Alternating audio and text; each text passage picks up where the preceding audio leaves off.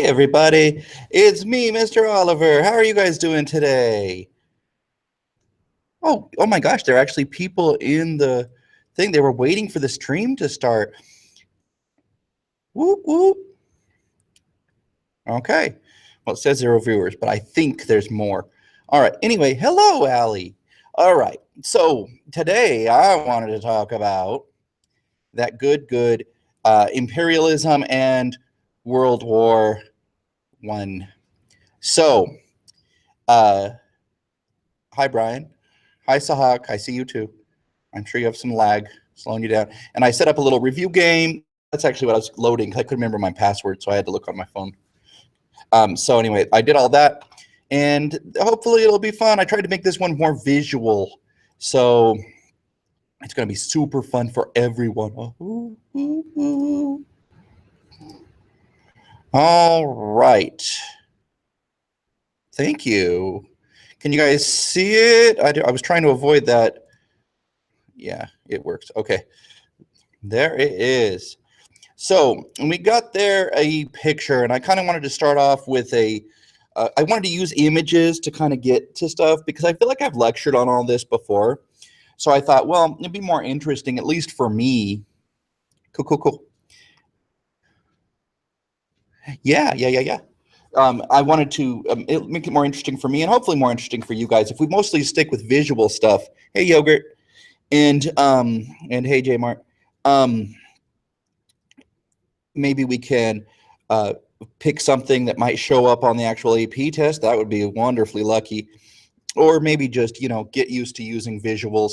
Hopefully we've been doing that all year, but get used to using visuals to kind of activate other knowledge. So without further ado, we've got there. Who's this fella right there? Brian, you're not allowed to answer because you're too smart. Anybody else can. Who this fella? Brian already said this is the scramble for Africa. I will be telling you a couple of hints here. This is the Congress of Berlin. Brian already correctly said it was a scramble for Africa, which is kind of what they set up here. So what is happening there? See that you're missing like an inch of it or half inch there, and everything's better now. So what's going on? Who is this? I'll give you a hint. You look at the clues in the thing. He's got kind of a militaristic outfit on, got an iron cross. That might be a hint. Big old mustache. Determined look. Nobody? Or did I stop streaming? Did everyone just leave? Brian's the only person. Brian, you can answer. So anybody? Who is it? Who is it? Who is it? The Iron Cross would be Germany.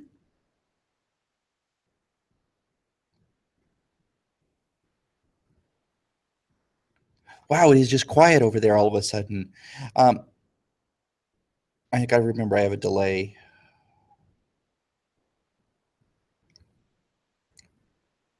Bismarck, of course, it's Otto von Bismarck. And Bismarck is my boy. I love him. I have a lot of respect for Otto von Bismarck. He's not a perfect person, but he definitely is an influential person and does a lot of interesting things in the history.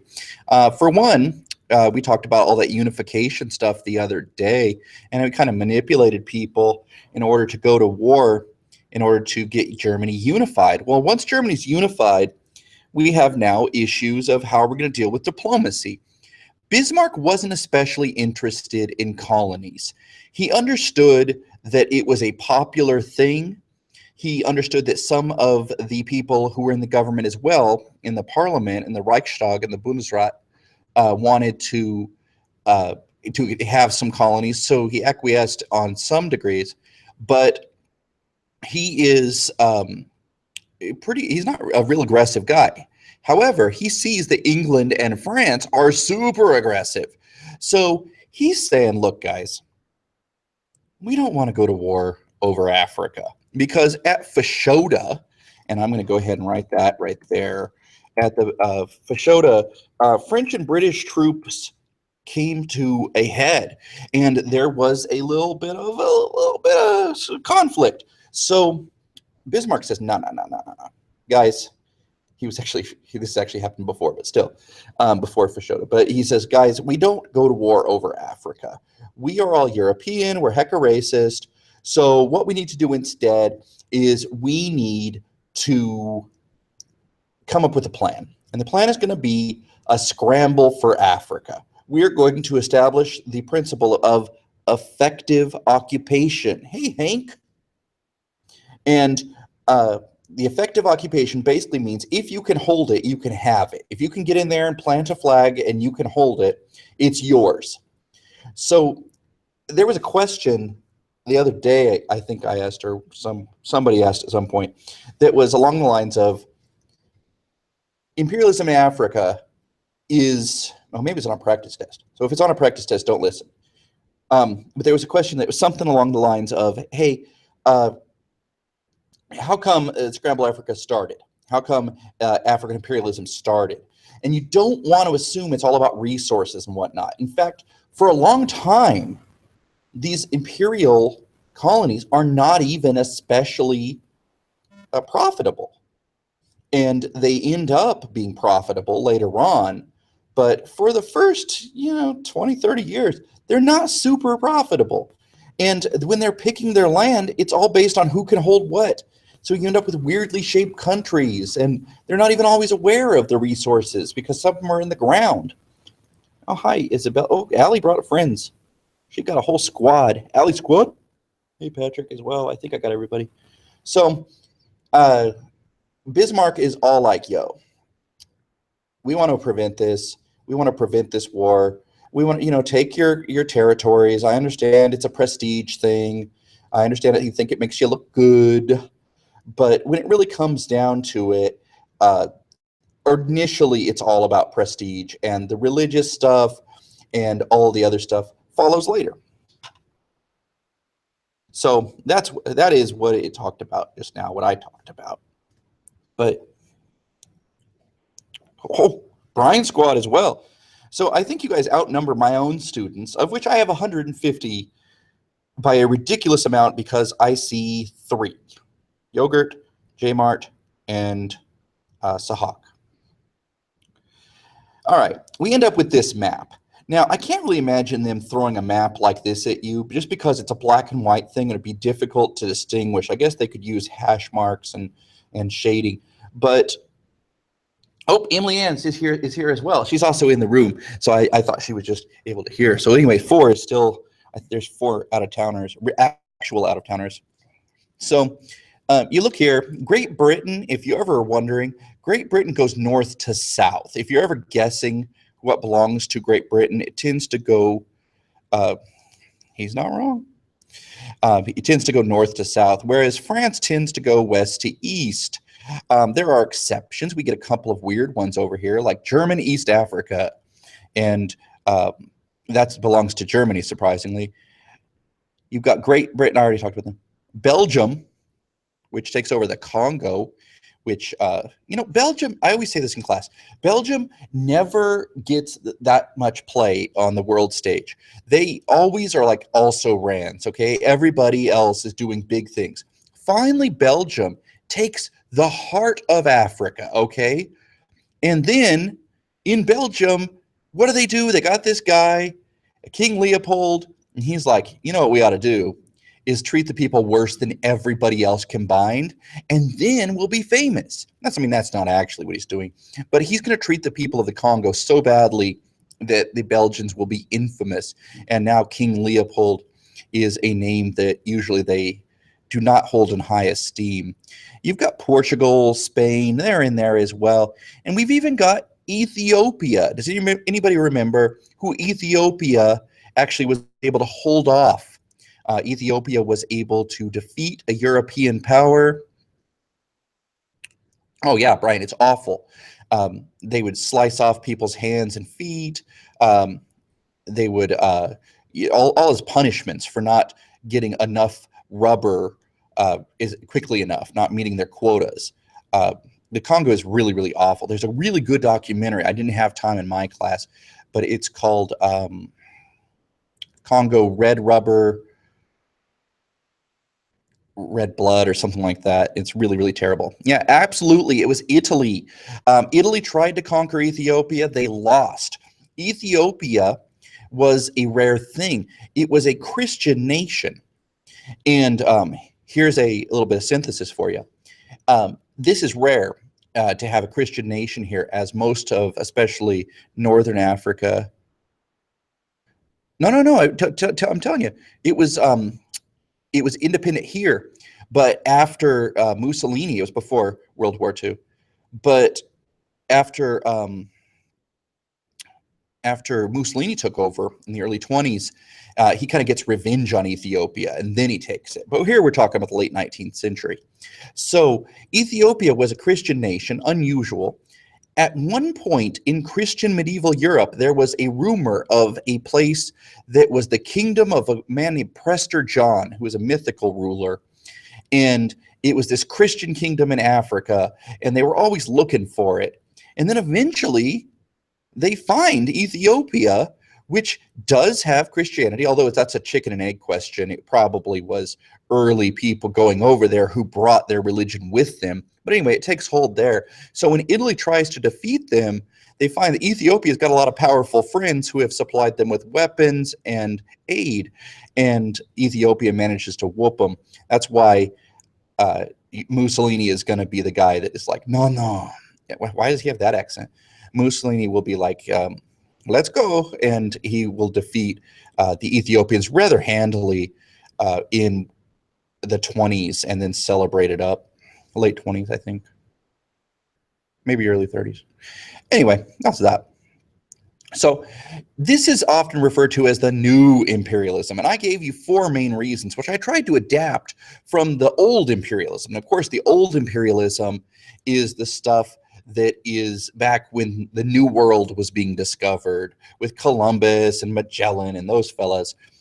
So I tried to keep your standard G's. I tried to add one as well. So gold, guns, God, and glory. You've probably seen some variation on that for the past, as far as old imperialism goes.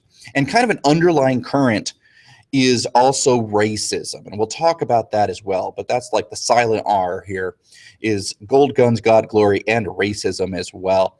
If you want to use a fancier word than glory, prestige.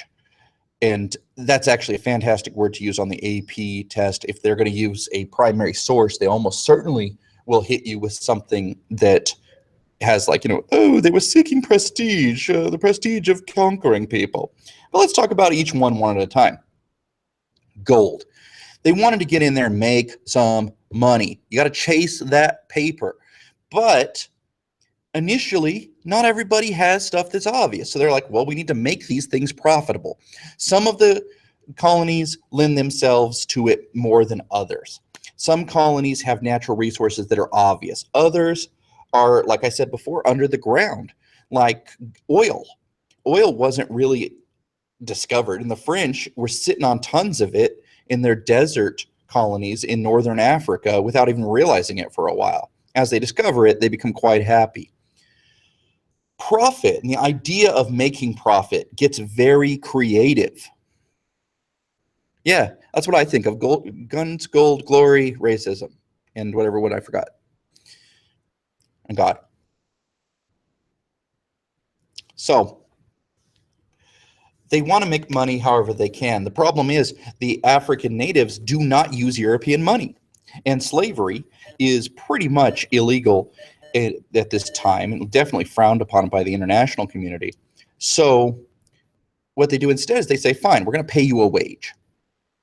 We're going to pay you in European money, and then we're going to tax the heck out of you for living on the land that we have taken over. And there were all kinds of taxes. There's land taxes, house taxes, all this kind of stuff. So they make a lot of money off the people there, but really they're recouping their losses. And because, like I said before, it's not super profitable at first. but by paying them European wages and then encouraging them, and in some cases forcing them to dress in the European style, forcing them to buy clothing from Europe, they then have a new market that is opened. Oh, yeah, that is BS. No lie, ain't lie. Um, Guns are basically, how are they doing this? Because they have a firepower advantage, and by having so much of the ability to dominate a small with a smaller force, the people in Africa, they're able to conquer and basically have their way. As long as there's some strategy involved, the British and the others are able to use automatic weapons and their experience, actually stuff they learned from back with the old imperialism, to overwhelm a smaller number. A machine gun can be a great equalizer. God, you of course do have some people. Oh, I'm sorry, you're dead. Are you okay? So I hope you feel better. So God, of course, you got missionaries. And here's the thing. You got to be careful with this, because there are good people, at least good intending people, who wanted to go to Africa because they genuinely believed that those people were heathens, savages that were going to die, not go to heaven, and it would be unchristian to not help them out. So they were trying to do the right thing. Most of these missionaries are good people. Some do have a paternalistic kind of thing, and we'll talk about that when we get to the white man's burden slide later on. And glory, which I previously alluded to, glory, the idea is that if you don't have colonies, you don't got nothing, because colonies make you great. Think about Britain. Britain is a little tiny island, really, when you take a look at it. Compare that with somebody like Germany or Russia, and you look on the map, and yet Britain controls territory all over the world. That's not even an exaggeration. There's a saying that the sun never sets on the British Empire. And because the sun never sets in the British Empire, which is true, because no matter where you go in the world, someplace where the sun is shining, it is under British control. Then yeah, that's actually a true statement. Now, Brian just asked, was there resistance to imperialism in Europe? For the most part, imperialism is pretty popular, partially because of the underlying racism that I kind of hinted at, because they were like, oh, well, these aren't like regular humans, these are a subspecies of people, which is awful. Okay, there's no way to talk about imperialism without feeling awful, because it's all terrible stuff. But there were people, Hobson, can't remember his first name. I think it's John Hobson. And he was I'm going to look it up. Now I'm annoyed that I don't remember.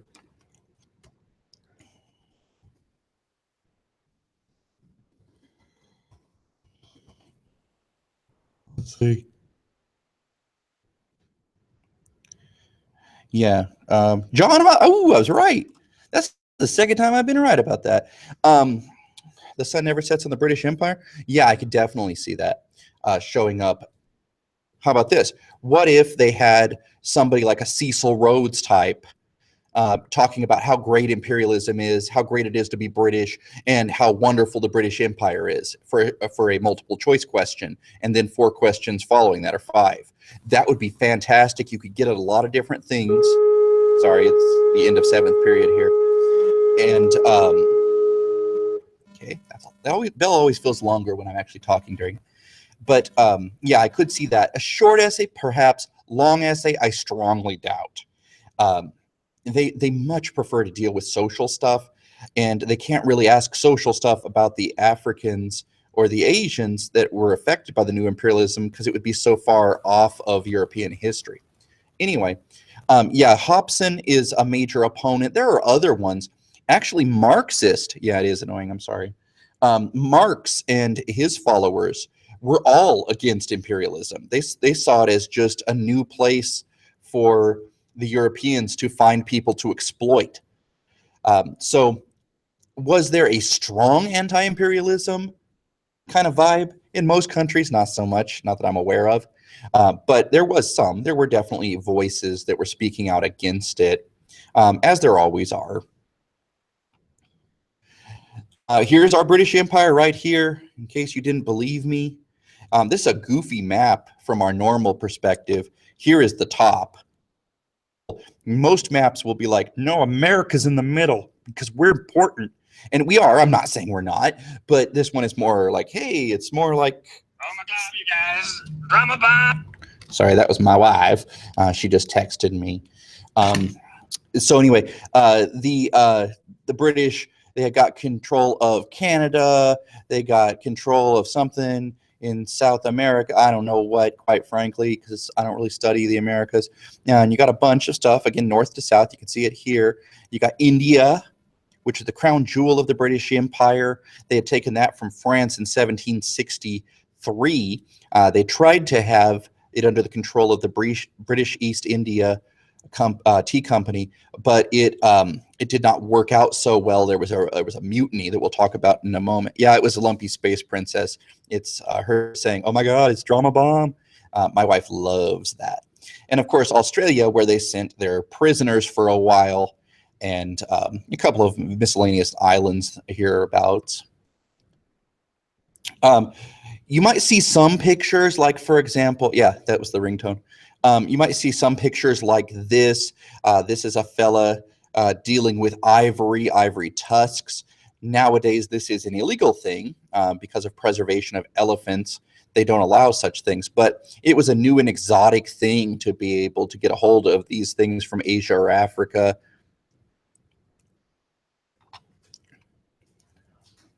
Okay, let's find Cuba. I don't think so. I think this would be Cuba down here. It looks like it's yellow. So I think we're okay. Yeah, Brian, I think this must be a map after Cuba was independent. Anyway, you got homie here with a bunch of tusks. So that's a new thing. That's one way they could make it profitable, is by murdering innocent animals. You do see Lipton's, they're around. That is a company that is totally not racist. And they have all kinds of showing their tea plantations and how they're exploiting people. This is probably India. Yeah, Ceylon. So they're probably dealing with this over in South Asia. This was where the British developed their taste for tea. Everybody thinks of tea when they think of Britain because, you know, pip, pip, tea time and all that. But at the same time, you got, it really wasn't a thing prior to this late 18th century and prior to the British bringing this stuff back, which again goes into the gold thing. It's profitable. I'm using gold in kind of a larger sense here. It's just discussing trade, but it is extremely profitable to start selling things from your colony to your own people. And that's bank. So businesses were interested in getting involved. This is not a mercantilistic thing, at least not eventually into the 19th century. You do have private businesses and businessmen getting involved there. And here's one now. This is Cecil Rhodes. He was not extremely tall. I don't know how tall he was, but he wasn't like super tall. Here's a fun quote from this person. Whites have clearly come out top in the struggle for existence. Well, you lost me, but okay.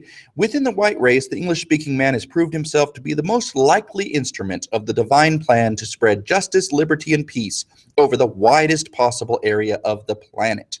Therefore, I shall devote the rest of my life to God's purpose and help him to make the world English. This is the kind of thing that I could see showing up as stimulus to ask a couple of multiple choice questions about. Or even the on the right here, the political cartoon. This is Cecil Rhodes. He is a businessman that wants to, well, he wants to industrialize Africa. He wants to get in there, exploit the natural resources as much as possible. Notice his feet actually correspond with British colonies. And if you look at his upper, I guess his left foot, it's probably kind of an Egypty kind of area up here, which is, of course, a British colony. Down here, South Africa, another British colony. Rhodes was very big in pushing for the British to get more and more involved, so much that they eventually will name a country after him, Rhodesia, where he, I mean, I guess that's a compliment, but you're also famous for being awful and racist, so not sure which is the more important. You've got Cecil Rhodes. He's referencing something here. Yeah, Cairo to Cape Town. Perfect, Hank Lai. Hank Lai, you speak the truth, which is ironic. And it says here, whites have clearly come out atop in the struggle. This is kind of a low-key reference to social Darwinism and saying that we don't have to feel guilty. Yeah, that is the Rhodes Scholar thing, Brian. We don't have to feel guilty because we are British and white, because by being able to be so powerful and all that, we are, justified. This is social Darwinism. They're lesser races. And of course, this is awful and racist. And I'm not saying I believe this. I'm just saying that Cecil Rhodes and many people trying to justify their behavior in Africa at the time would do this kind of thing and say like, hey guys, it's okay. We're white and we're just better. So we're helping them by, showing them the best way. So there's that. Can I just pronounce it Lie? Because I really like that a lot. But I'll pronounce it Lee if you want. Yeah, so that's Cecil Rhodes. Now, the picture on the right is a reference to something. Does anybody get the reference in the political cartoon on the right? Your hint is that it is one of the 7 wonders of the ancient world. Think about his last name. Yeah, Brian just mentioned something interesting. He said social Darwinism is based on race, but in America, it's more people fit to make money, and also justification. It's like, we don't need to share money. We have money, so I don't have to give it to the poor unless I want to, and I don't have to because I'm just better than poor people. There was some aspect of that in Britain as well, but it's more used to justify racial policies. Yeah. Hank, you are a genius. The Colossus of Rhodes. This here is a reference to the Colossus of Rhodes. I'm actually not just talking to myself. I want you to understand. I know what you, yeah. Okay. Helping someone out, yeah. Okay, I just wanted you to understand. Yeah. I'm not a crazy person. No. Okay. Did not think I was crazy. Anyway, he is here, a large man, a Colossus. I guess you could say everything down here is this. Here's the shadow of the Colossus. And he is like Cairo to Cape Town, stretching throughout the whole of Africa, the entire continent, showing that he is a giant among men. I think it's showing that he is a fantastico. Okay, Boer Wars. I just mentioned this just because you should know that the Boer Wars did happen. It's basically, there were these Dutch dudes that had come much earlier, and they'd settled towards South Africa. And, well, because I'm sitting here looking at a screen, there's no reflection of me. There's no, it's video. It's just it looks like I'm looking at a PowerPoint and just talking to myself. So I just didn't want him to be uncomfortable being in my room. Anyway, the Dutch had settled there, and they had been there for so long that they actually considered themselves to be their own tribe. How do you know they're Dutch? What do they name it? Orange Free State. My kids the other day were tripping out because they were like, why is it all orange? That's a dumb name for a house. It's the House of Orange, fam. That's just that. It's a big thing there. William of Orange, William the Silent. These are orange dudes. Don't hate on the oranges. So you got this here, and they've been there for so long, they even see themselves as a distinct tribe amongst the Africans, white Africans, if you will, and they call themselves Afrikaners.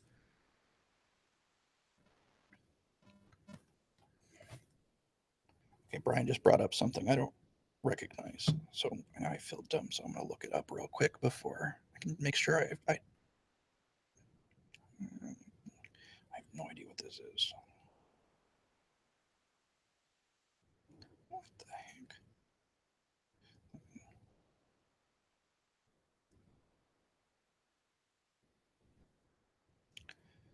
Must be. Don't know anything about it. Cole, you're always you. Thank God you're not that like, Cletus guy. That guy was weird yesterday. No offense. Anyway, so the Dutch are just sitting pretty in their place, you know, trying to get along with the local tribes, occasionally, you know, murdering them and treating them poorly. And then the British discover diamonds down there in South Africa. And they say, oh, hey, well, this is ours. Because, you know, effective occupation, it's ours. And the Boers are like, yeah, no, it's actually ours. And I guess the diamonds would be ours. So, yeah. And then a war starts because the British don't play fair. And, of course, the British decimate these guys. It takes them longer than you might expect, though, because the Boers know the area fairly well because they've lived there longer. They're not newcomers. And also, popular opinion in Europe of the British, they didn't have a problem with the British killing Africans. They had a problem with them killing white people. I mean, there's no way to look at this that isn't a little bit or a lot bit racist. So they were looking at this thing like, hey, you're killing Dutch people, dude. And they're like, but they consider themselves, sorry, Jordan. They consider themselves to be African, and that they're in Africa, so all the rules apply. They see this as a one-sided war in Europe. They see it as very unfair, and the British, after this, begin kind of a splendid isolation, they call it. They're like, look, we rule, y'all drool. We have everything we want. Our colonial empire is better than anybody else. We don't need you to love us. We need you to respect us. And guess what? You better. So they enter this kind of awkward diplomatic phase. Now, meanwhile, as we're going to talk about later, Bismarck is eating this up because Bismarck over in Germany is like, hey, with the British doing their thing, you're getting good at switching tabs, Cole. But I don't want you to spam my chat, so be good. And, oh God, what was I talking about? I started thinking about Cletus of all people, and I lost my train of thought. What was I thinking of? What was I talking about, Emily? Emily doesn't know. I don't think she's listening. So anyway, this is the British were, Bismarck. So Bismarck got all really excited about this, and he decides, perfect, this is even easier for us, so I'll focus all of my alliances on Eastern Europe and not have to worry about Britain right now. It's not until later in the 1800s that Britain will actually mellow out a little bit, decide they want some friends, and end up having, forming the alliances that will be one of the causes of World War Dos. I'm sorry, Uno, World War Uno. I mixed up the word for one and two. Know a lot about that, don't you? Here's the Congress of Berlin, a different view of it. I put this in just in case I forgot to mention one really important thing about it, and I did, so it's good I put this here. They did not invite a single African to the conference where they divide up Africa. Also, I forgot to mention that first slide. Sorry about this. That first slide, Bismarck says, I'm going to divide up Africa. And the King of Belgium, Leopold II, says, I must get a piece of that magnificent African cake. And that is what is being represented here, the African cake. Please do not apply contemporary slang to that. So anyway, the Boer Wars. All right, so let's talk about superior technology. Boom, Maxim guns. The Maxim gun is the first automatic gun. It's got a fun little seat. That's nice, and you can pick that up, and so it can roll. The other guy can keep you fed with ammunition, and then it can just keep firing continuously until you run out of ammunition. This is different. I know, right, Hank? It's crazy. So you've got this Maxim gun. Now imagine you are a bunch of brave guys that don't have guns, but you are rushing up on somebody who has this machine gun. Weapons the Africans have, there's a number of different things, but basically not guns. Some had guns, but mostly these were ones that had European contact earlier on. So coastal Africans tended to have that more often, and they tended to be outdated guns that were not super dangerous compared to a Maxim gun. In general, the stereotypes of spears and things like that are at least semi-accurate. It wasn't like they were like, well, we're definitely going to win this battle. It was more like, well, we're going to fight and we're going to try to kill as many of these guys as we can going down. And sure enough, the British are able to wipe them out. For example, you got guys like the Zulus under the control of Shaka, who was their leader, which you know if you've ever played Civilization. And he was actually a great innovator as far as working with what he had. He encouraged the guys to not wear shoes or of any kind so they could creep up on people. He changed the way that the spears were shaped, stuff like that, so they'd fly farther. And yet, you go up against a machine gun, you're going to die. There's no way around that one. Famous quote from an unknown English dude, whatever happens, we have the Maxim gun and they have not. He would say it more British. Whatever happens, we have a Maxim gun and they have not. Isn't it? I always add isn't it because that sounds British to me. The Maxim becomes a thing you live by, in fact, and that is why you have a Maxim, perhaps. I don't mean the trashy magazine. I mean like a thing you live by is like a Maxim.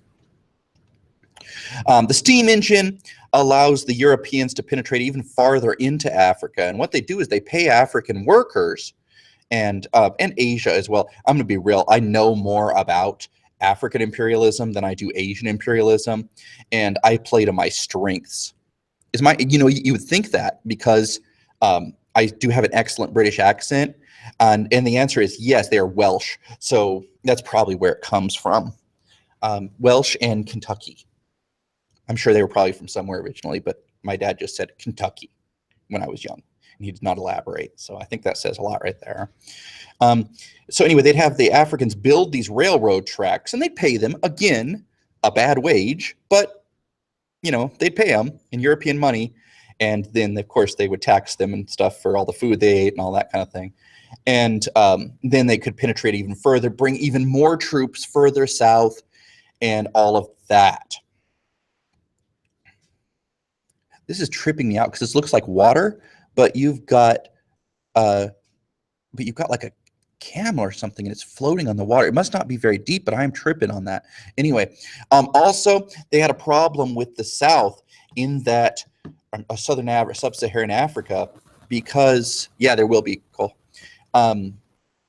because there was a disease that was really bad because the further south you go in Africa, you start getting closer to the equator, and once you get closer to the equator, you start getting closer to malaria town. So once quinine is invented, it is a thing that allows them to penetrate further in and not die from malaria. So that's a good thing for them. How about these missionaries? Well, there's not a ton to talk about here, except they did start schools all over Africa. The French had, schools where they taught French and French culture. And the French actually have an interesting thing. They believed that their Africans would actually become, eventually, that they would become Frenchmen, black Frenchmen. Whereas the British, they thought, well, you're never going to actually be British. You're always going to be inferior, blah, blah, blah, racism. So the missionaries are teaching them languages. They're giving meals. They're providing humanitarian services in return, usually for a little bit of preaching as well. Again, African Queen with Humphrey Bogart. It's in my queue on Netflix, but no, I never watched it. It's supposed to be good. So again, good people for the most part. I mean, I'm sure there were some that were bad apples that were taking advantage of the situation, but trying to do the right thing as they saw it back then. Careful with the word nunnery, Allie. Nunneries, convents are where nuns live. Nunneries were kind of slang for brothels, if you follow my meaning, where people would trade friendship for money, if you follow me. Cole, that was a good joke. That was a good joke, Cole. Anyway, say convents. And did they have African monks and convents? I don't think they did, but I don't know that. That's an interesting question. Probably the most famous. Yeah, I told you. Don't ever use Google, Allie. It's always a bad idea. The internet is a terrible place. David Livingstone is probably the only missionary that I can imagine showing up. He's the only one I've been hitting all year as far as like a guy that, you know, he's a pretty safe as far as a good person who does good things. He adopts young African men to be his son. So I think you could make the argument that if he is racist, he's at least trying to be a good guy. It used to be a thing in cartoons all the time. Dr. Livingston, I presume. And, you know, when you were going looking for somebody, and that's actually based off of the fact that he was in, you know, deepest, darkest Africa, and his whereabouts were unknown. So they sent somebody, a guy named Henry Stanley, to look for him, and he discovered him. That's where the words were said, supposedly. Anyway. That's Stanley meeting Livingston, probably Livingston on the left. All right, and glory. Strong belief that in the 19th century, they were further proof you were a great nation. Nope, let's go ahead and censor that one. Never a good idea to Google Kim Possible. Sadly enough, it's a thing for children. Again, just stay away from the internet. All right, pop quiz. You got this fella. And this fella here represents what country? What country are we dealing with here? I'm going to give you a hint. Okay, there's a delay of like 20 seconds. It was meant to be an easy question.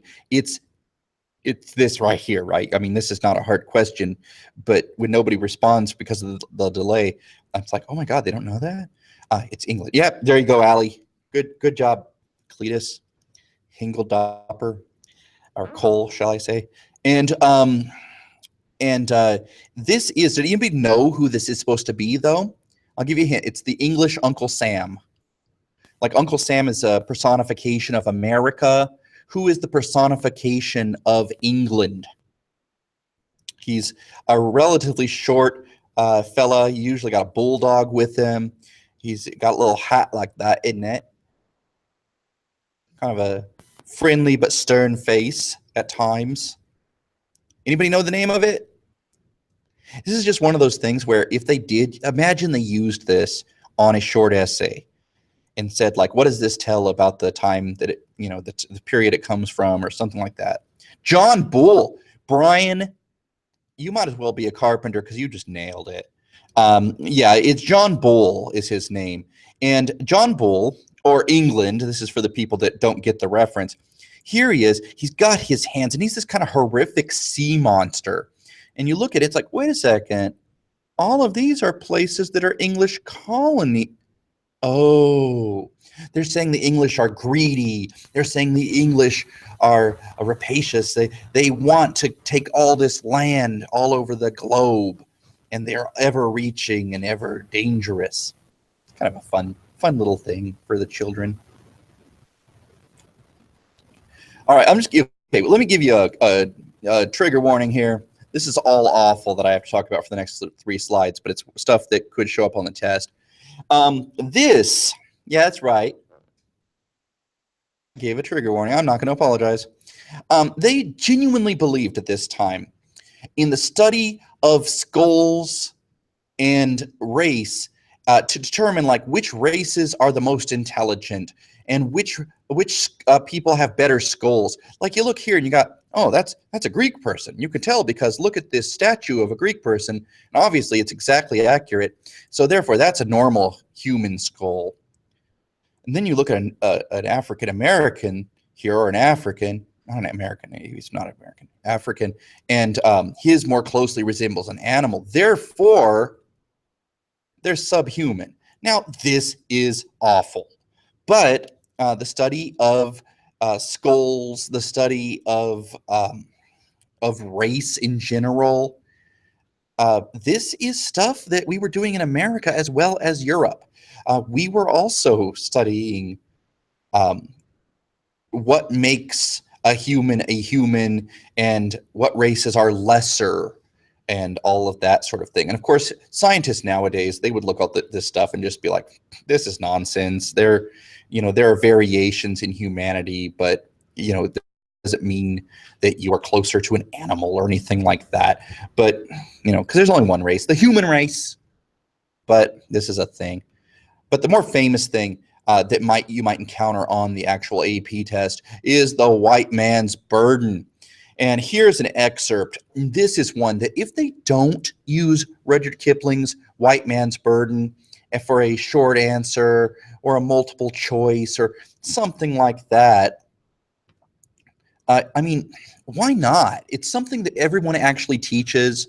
It's something that is easy to get at a lot of different topics. So, I mean, I really think it would be a good topic. No, it's a good thing to throw in there. Anyway, I will read it. I know you can read, but I will read it because it just makes me feel less awkward if I'm quoting someone. So I want to make sure that I'm quoting him here. Take up the white man's burden. Send forth the best ye breed. Go bind your sons to exile to serve their captives' need. So essentially here he's setting out a call to action. And he is saying that it is, but it's adopted. Okay, number one, Brian's a genius. So Hawk, I even talked about you today in class, Brian. So you really made an impression. Number two, Kipling, his words are applied over to Europe, and they use this both in America and over in Africa and Asia. So it's an example of where you can throw in, probably it'd be more of a historical background, because you want to have, be able to say hey, this is a thing that was also going on around this time. And Kipling has a wonderful, well, it's not wonderful, it's awful and racist, but he has this thing that's published in American papers, but quickly is adopted by these Europeans as well, because he's a Brit, and they love it because it justifies all their awfulness. And the idea is it's a call to action. You're sending forth the best of your children, your best white people that you are manufacturing in your baby factories, to wait in heavy harness on fluttered folk and wild. Fluttered is like ditzy people, wild animal-like people, new-caught sullen peoples, half devil and half child. And of course, they're referring here to the Africans. But it's going to be hard work. It's going to be heavy harness here, man. You're going to be sending your guys over. They will be a savage. They'll be undergoing savage wars of peace, an oxymoron, but basically saying sometimes in order to bring peace to these people, you're going to have to murder some of their warriors who have the audacity to think that they should not be taken over, or their land should not be taken over by Europeans. The mouth of famine, in other words, you're going to feed them. You're going to bring Western medicine, bid the sickness cease, and then, when your goal is nearest, the end for others sought, watch sloth and heathen folly bring all your hope to naught. He's saying, as white people, we, and again, we're being European here, although it could be American as well, because that's originally where it's published. We are doing this great and noble thing because we're just better. We have the obligation to take care of those who are lesser than us. And it's not going to be easy. These people are, they're ridiculous, barely human. But we still have an obligation to try to help them. And if you retch a little in your mouth there, if you're like, ooh, this is awful, you should, because it is awful. But this is used to justify all kinds of things. The white man's burden here, this is an advertisement from a thing called Pear's Soap. You could wash off your white man's burden by teaching the virtues of cleanliness. See, these savages, they don't understand about germs. So we need to teach them through soap. And again, the thing here is that the dark corners of the earth, civilization is advancing into them. Yes, exactly. The Europeans are tasked with developing the Africans. It is this awful thing that you must do. Another awful thing coming up. This one's another American cartoon. For whatever reason, the Americans are good at portraying this white man's burden somehow. You've got here this U.S. guy, and you can tell he's from the U.S. because he has a little canteen that says U.S., also American flag up here. He's dragging this African, and I've had students before not even recognize this is supposed to be a human, up to a schoolhouse. And the school, of course, represents education. He's dragging this guy, I say, because he's having to physically lift him. And the guy, he's not having a great day. This is not a great look for him. And he looks more animal than human. There seem to be suggestions of corpses about, but despite this, you have to drag this fella to the uphill, literally uphill. So it's a difficult task to the schoolhouse, and you have to educate him because it's our duty as white people. That's not good, but this was a thing they believed. And if you look at it from that perspective, and of course I'm not saying this is good or right or whatever, but if you look at it from this European perspective of the right thing here, they don't know better, so we have to intervene. We have to teach them the right ways. So by dragging them to the education, by forcing medicine upon them, by forcing our religion upon them, we are actually doing the right thing. We shouldn't feel guilty about this for a moment. In fact, we should not feel guilty about profiting from this, because I mean, hey, if we can profit from it, all the better. We're still doing God's work here. Their justification. And again, I'm not arguing that this is a modern acceptable justification, but keep that in mind as you look at some of these images and people. Now, these fellas aren't African. These fellas are Chinese. And this is probably the equivalent of a trap house back in the day. Did I use that correctly? A trap house, is that what that would be? Where drug addicts are taking refuge. It's a place you can go, hang out with your buddies, shoot up because you are experiencing crippling illness of addiction.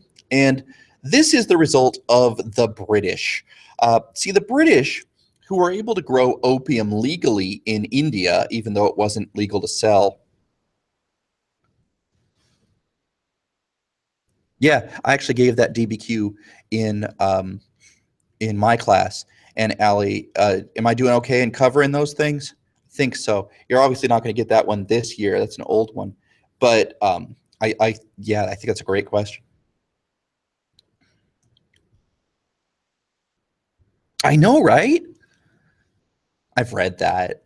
But yeah, I mean, if you want to just pretend that I'm just a genius, that I didn't know about this, that I was just happened to be treading on all this stuff, sure, I like that even better. Anyway, so you got these guys who are addicted to opium, and the British were growing it over in India, and they go over to China and they say, hey, China, can we trade with you? Fam, we want to trade with you. And China's like, nah, we good. What we want to do is we want to do our own thing. We think that we have everything we need here in China. Frankly, we think you guys are barbarians. Don't really want anything to do with you. Thank you. There's limited trade with China, but they don't want to have like they don't want to be Africa part 2 here. Kind of a funny joke, but also a little inappropriate. So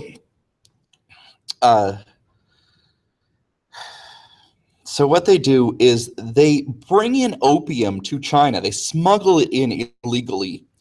And the thing about opium is you start using it and you want more because it's highly addictive.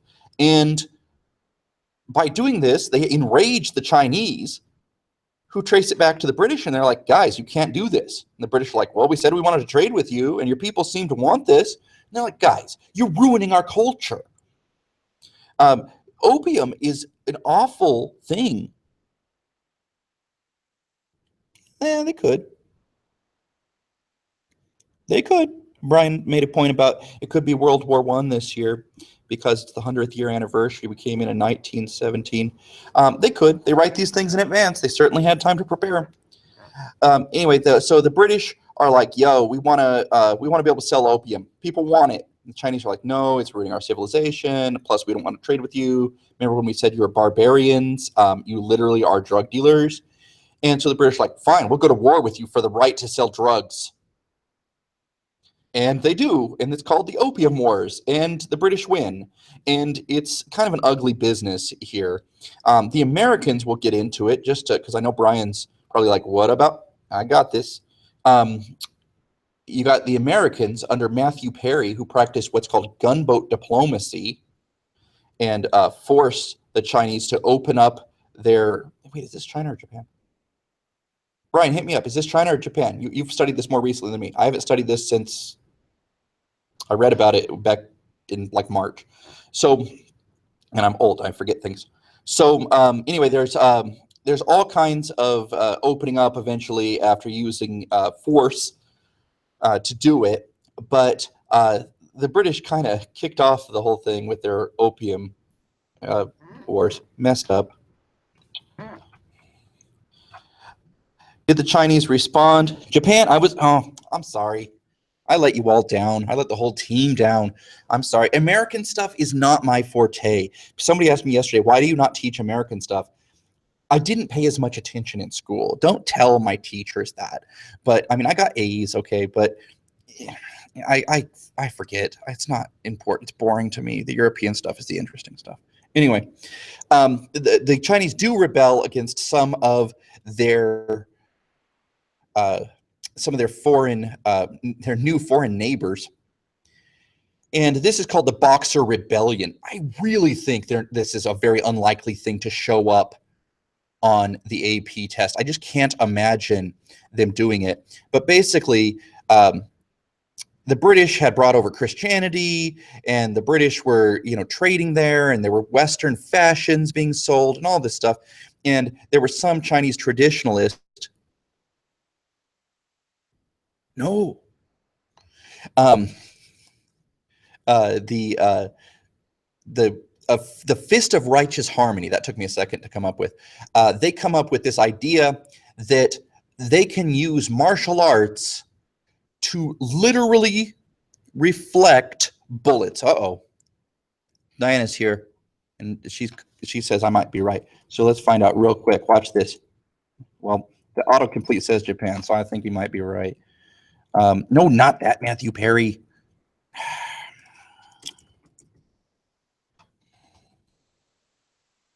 Japanese. It was Japan. Sorry, Diana. I appreciate you tried to support me, but I was wrong. Anyway, the Boxer Rebellion is largely unsuccessful, even though these martial artists, which the Europeans didn't know what to call them, so they just called them boxers, which is pretty typical, to be honest. So they say like, oh, these boxers, they're out of control, they're rebelling, they're attacking Westerners, they are doing all kinds of stuff. Don't be sorry. It's never be sorry for trying to know something. Okay, be sorry for being ignorant of something. All right, and you thought you knew something, I thought I knew something too. It's okay to be wrong, because honestly, on the AP test, you say China instead of Japan, they're cool. They're going to be like, all right, hey, they made a minor error. That is not a major error. They're cool. They're not going to hold that against you. But if you're just like, I don't know, I'm not even going to try, they'll hate you. They'll hate you.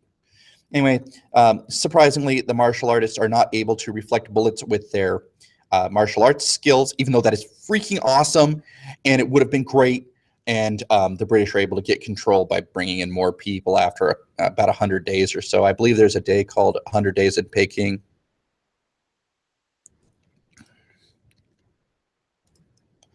So I didn't ban you.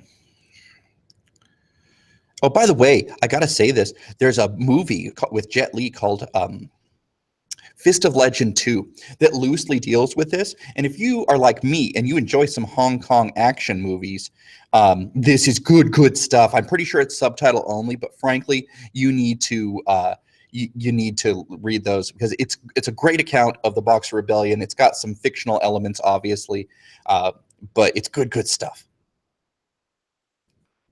Whoa. Do you really, Bodie? I bought it for school and wrote it off on my taxes, and I've never shown it. And I feel like I need to show it in class because I need to get my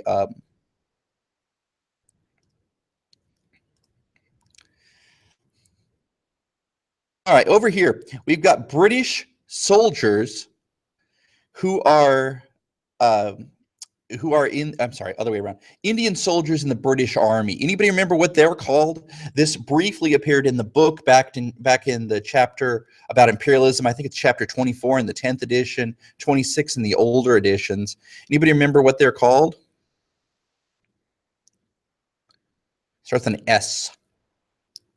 These Indian soldiers in the British Army that were originally used to maintain orders. Now, coolies were, that's kind of a derogatory term, just FYI. Coolies were used for labor, building railways and whatnot, mining. In general, try to avoid using that word. Anybody know? Starts with an S? Sepoy, nicely done. And in the Sepoys ultimately will revolt against the British. I'm only going to mention this story only because two reasons. Number one, because it could be a thing that they ask for a short answer because they do like the globalization thing. And it could also be a thing that they could ask for a multiple choice. Basically, the British introduced a new rifle. It's the Einfeld 303. Nobody cares about that except like a couple of people, not me and nobody on the test.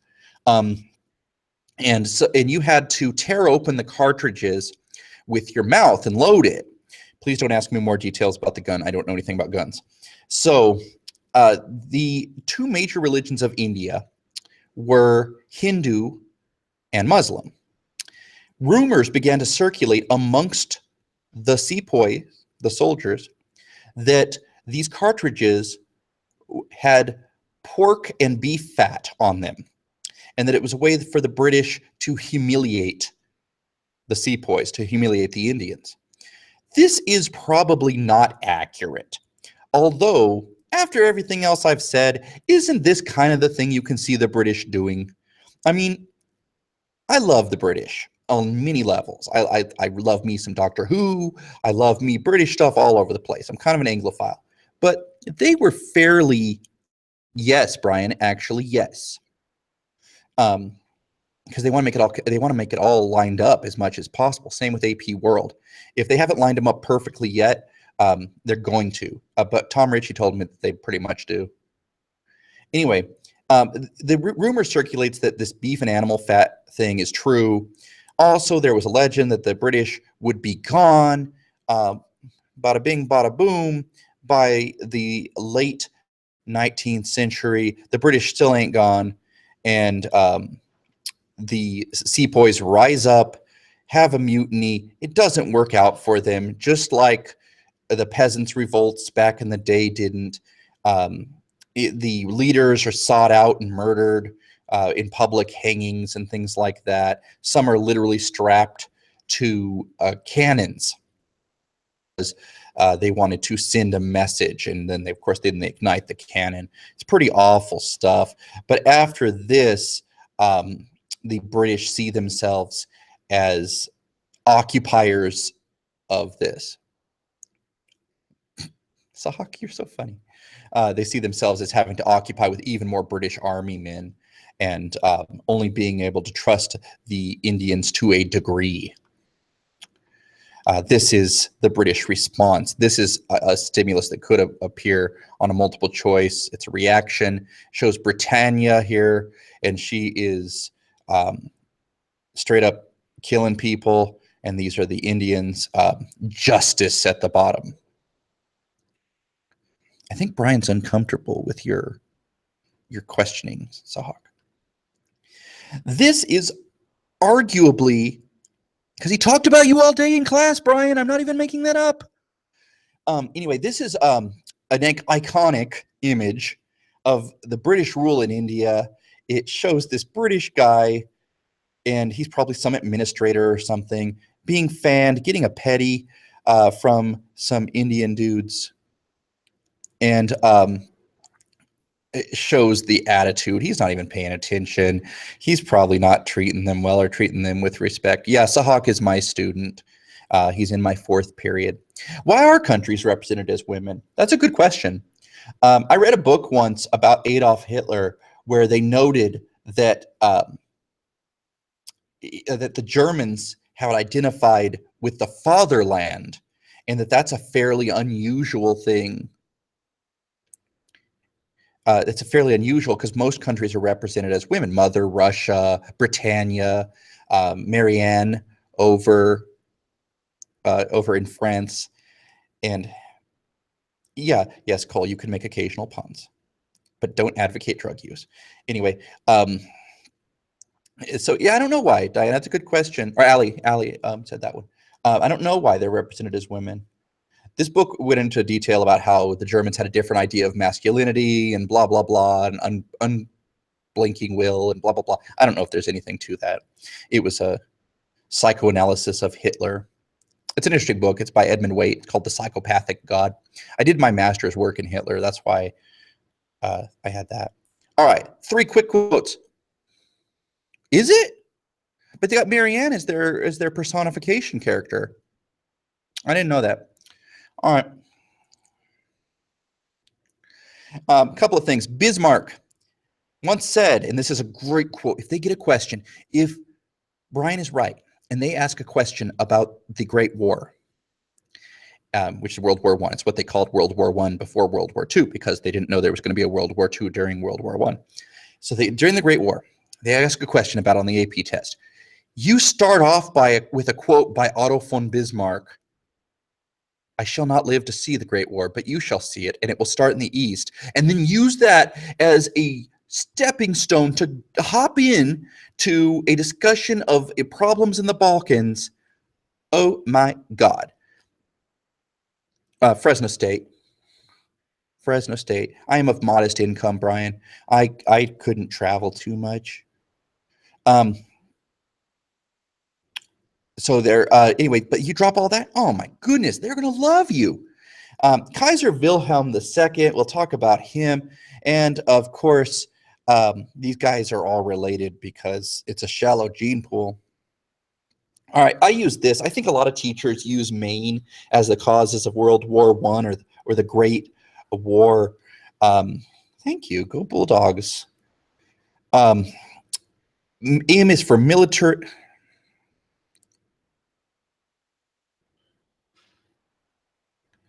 I think doesn't that mean come children of the fatherland? I didn't know what the La Patrie means. Oh, okay, Hank. You know what? This is like Pokemon. You teach me and I'll teach you. So now I know something more. I'm stronger than yesterday. So militarism, alliances, imperial rivalries, and nationalism. We've talked a little bit about imperial rivalries. We'll talk about it a little bit more. We've talked a little bit about alliances. I alluded to it. And nationalism we've covered in other things. And let's add to that militarism.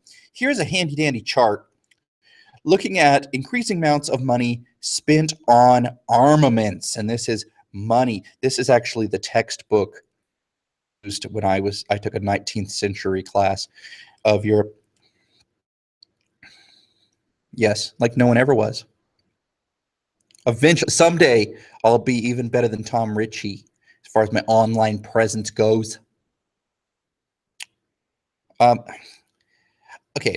yes, but I see okay, let me clarify.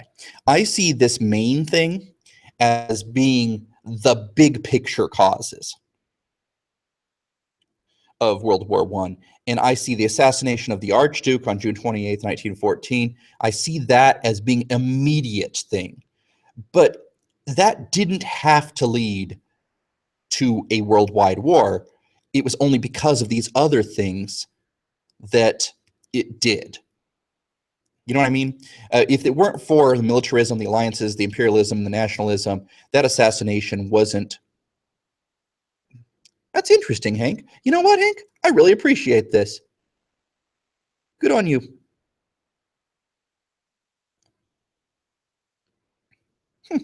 That's a good point, Lady Liberty. Didn't think about that. All right, so let's look at per capita expenditures.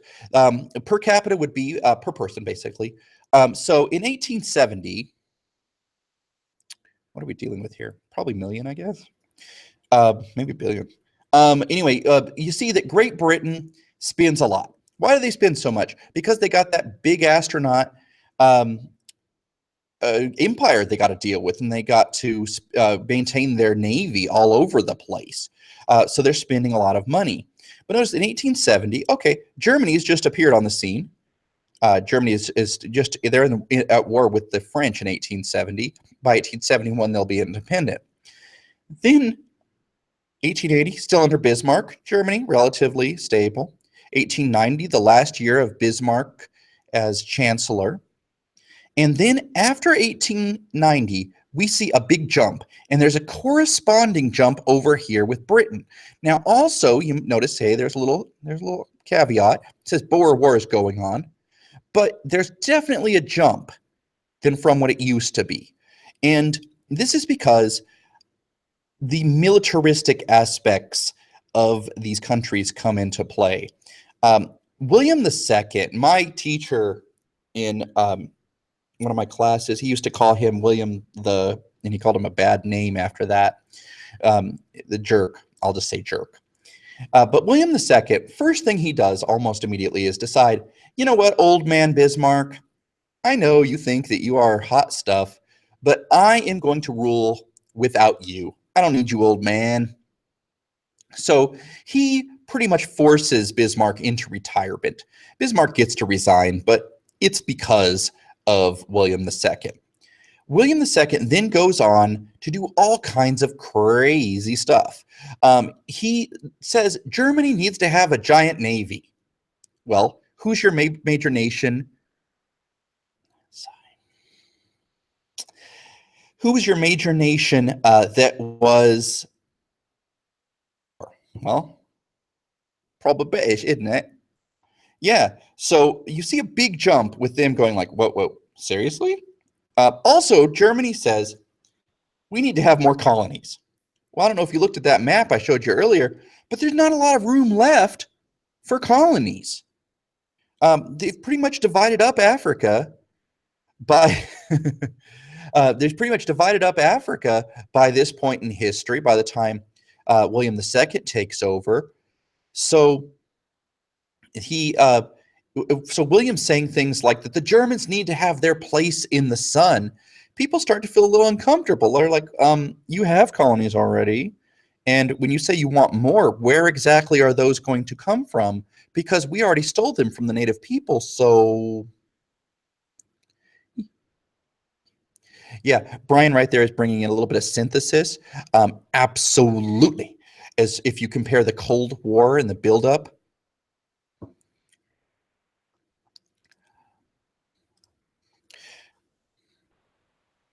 didn't they want to expand into what? Asia. Who? Great Britain? Germany? Yeah, Germany did want to go in there. But you know who didn't want that? The Asians. And Japan had already begun westernizing, and actually they'd already begun pumping themselves up. No, different William. William the First is the first Kaiser. He appoints Bismarck, and William II is the last Kaiser, actually, of the Second Reich of the Bismarckian Europe. He dumps Bismarck. By the way, Wilhelm versus William, it doesn't matter. I know some students get weirded out by that. It's just the spelling, the German spelling versus the anglicized spelling. Yeah, they'd love to expand into there, but if they do, who are they going to displace? Are they going to go to war with China? Are they going to mess with some of the colonies over there? I mean, what are they going to do exactly? He makes people uncomfortable. Also, is that right here? No. Also, he openly discusses how the French are not treating their people well in their colony of Morocco, which is in northern Africa. And that makes the French pretty annoyed. Do we see a corresponding jump? Do we see the William jump? Yep, right there. William II. He accounts for a lot more spending. And the thing about this, just like in the Cold War, when one country starts spending money, other countries start as well. So even Italy over here is starting to pump themselves up, not so much here, but as they get closer to war. And of course, they didn't know in 1910 there'd be a war in 1914, but more people are spending more money, and they're doing it because they're like, well, so-and-so's building up, so we have to build up. We got to keep up with the Joneses. That's a really interesting one. I tried to do a March Madness kind of thing, like which European guy was the most important, but that's an interesting idea. Alliances. Now, related to William II, William II does not have the same grasp on foreign powers that Bismarck had. If you look at this, we had Russia used to be over on the blue side. And Russia is allied with Germany under Bismarck. Primary reason, because Russia and Austria hated each other. They both had designs on Eastern Europe, and Austria controls a lot of Slavic people, and the Russians are Slavic. So they were they had some points of difference. By being allies with both of them, Bismarck thought he could kind of control that situation. What's one of the first things that William II does when he takes over? He allows the treaty to drop with Russia. And this is not a great move. If they had stayed allied with Russia, and the Russians were kind of surprised by this. They weren't crazy about William II, but they had understood the need to kind of keep stability in Eastern Europe. Well, as soon as that happens, the French, who had been isolated under Bismarck by design, Bismarck knew that France had a desire to get revenge on them after the Franco-Prussian War, and it made sense strategically. You really should. You really should. Those are good pages, but they need good people working on those pages. So France immediately is able to pick up Russia. Later on, they're able to pick up Britain, who leaves their quote-unquote splendid isolation, as I mentioned before. And you say, but wait a second, Germany, they don't need Russia no more, because they'd added Italy in 1882, so that actually happened under Bismarck, and they got the Ottoman Empire in 1914. Okay, real talk. The Germans are taking an L here. No disrespect to Italy. I love Italian culture. I think Italy is a beautiful country. As far as a military, they are not very awe-inspiring.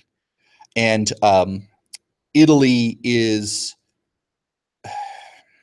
a weak ally. What's more, the Italians are going to be bad friends, and they are going to swap sides as soon as things get started.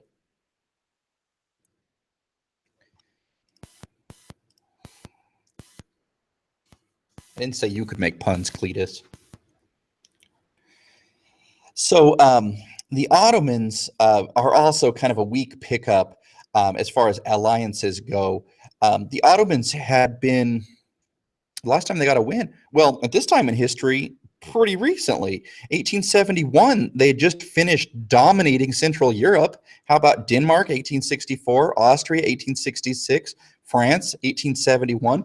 Prior to that, you've got the 7 Years' War, where they're victorious over Austria from one side and Britain and France on the others. No, not France. Yeah. Wait, no, they were allied with Britain against France on the other side. That was Frederick the Great. The Germans, okay, I'm biased here because I'm a German history guy, but the Germans had gotten all kinds of dubs. It's only the L's only start once they get involved with Austria. Austria is a bad relationship for them. anyway, the Ottomans had not been a big deal since, I guess you could say, the Middle Ages. They were still pretty strong, but as time went on, they probably peaked somewhere in the Middle Ages. By the time the 17th century rolls around and they're no longer able to hold anything against the Austrians, they try to siege Vienna and conquer it, but fail. They'd already been kicked out of Spain in 1492 with the Reconquista. This once strong, once mighty Turkish empire is becoming a shadow of its former self. In fact, they are nicknamed the Old Man of Europe, which is not a good nickname. You don't want to be the Old Man of Europe. And you got, who else you got? Well, Bulgaria, which actually used to be part of the Ottoman Empire, but they had gotten their independence from them as part of the Balkan Wars, as had Bosnia earlier in that. So Germany is taking all kinds of bad substitutes for Russia. Okay. Meanwhile, by adding Britain, you got the best navy in Europe. France, probably the second best army in Europe. And Russia, the most people. How about that? They got that going for them. So I'd say the Team Red here has an advantage. Brian just asked a question. How much fear was there of fascist or socialist communist uprising in the future after World War I? Lots. In fact, there actually was more than one uprising in Germany, and there was a great fear of it. Of course, in America, they were scared to death of it. They tried to eliminate any kind of communist leanings that anyone had. That's the Red Scare, of course. In Europe, we'll see that too, but to a lesser extent. And I think a lesser extent because the Europeans, especially countries that were heavily industrialized like Germany, France, and Britain, had already been making social changes for the people. And they wanted to combat communism, but at the same time, they had made so many compromises towards socialism that they didn't have the hooks. The commies didn't have the hooks in there. Sorry for commies. I grew up in the 1980s. They were commies, not communists. So yeah, I think that answers the question at least as much as I want to go into right now. Yeah, they absolutely did. And with good reason, as they get into the 1950s, it gets even worse with the Cold War and all that. So here's your different images of empire. The British we already looked at, so I gave you a different map here so that it wasn't repetitious. The Italians, okay, even Italy's got an empire. Here's France, whatever. It's French Indochina there, later Vietnam. And Germany. And you're like, oh, okay, well, Germany has some stuff here across the globe. But William II was not pleased about this. He wanted more. The Daily Telegraph affair is, oops, I forgot to put a year on that. Let me real quick.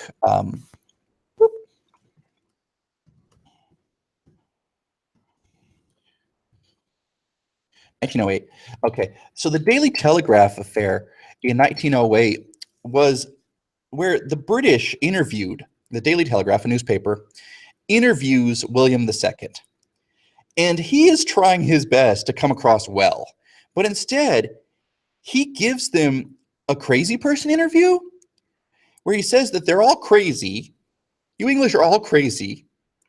What has come over to you that you are so completely given over to suspicions quite unworthy of a great nation?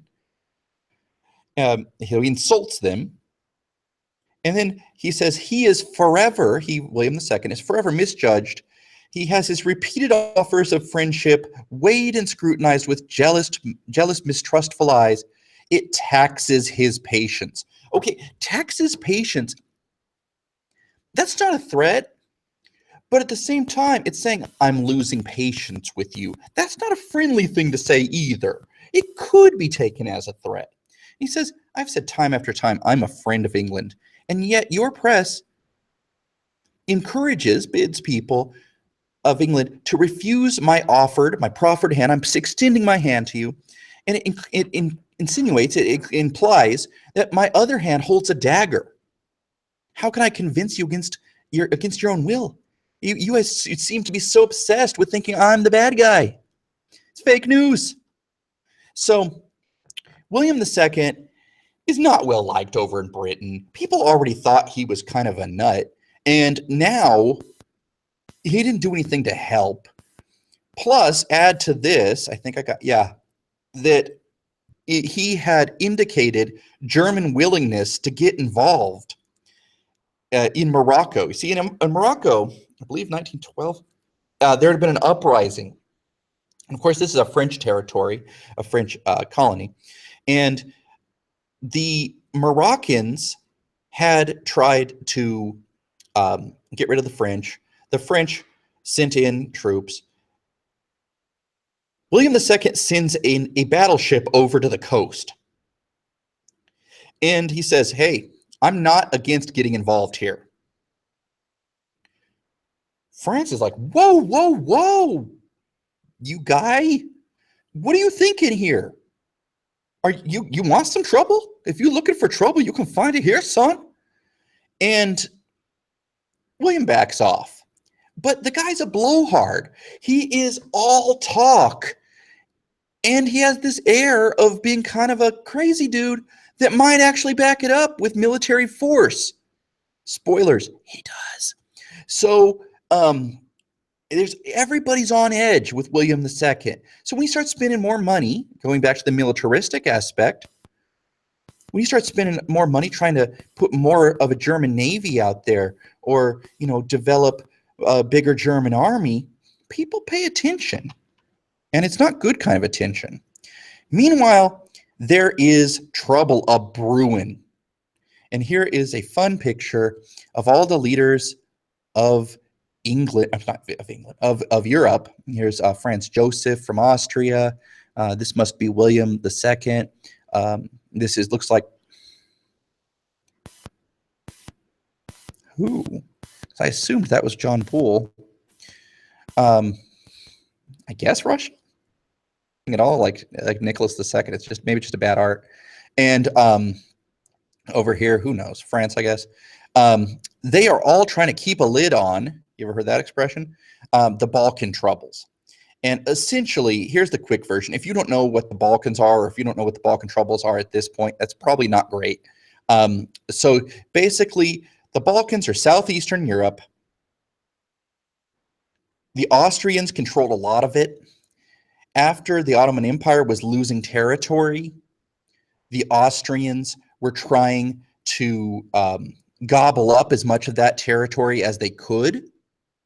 Meanwhile, the Russians saw this as offensive because a lot of the territory the Austrians are gobbling up is Slavic territory, where Slavic people are there. And they're like, hey, that's our guys.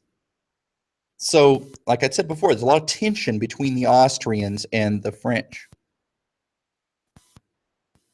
Actually, yeah, but that's the 90s. That's later on. It's a different Balkan trouble. So, as I said before, by the way, footnote. If you ever see a political cartoon and it's British, look and see if it's Punch magazine. They seem to really like using Punch magazine for political cartoons because it's pretty much the best source of like wacky political cartoons for the 19th and even earlier 20th century.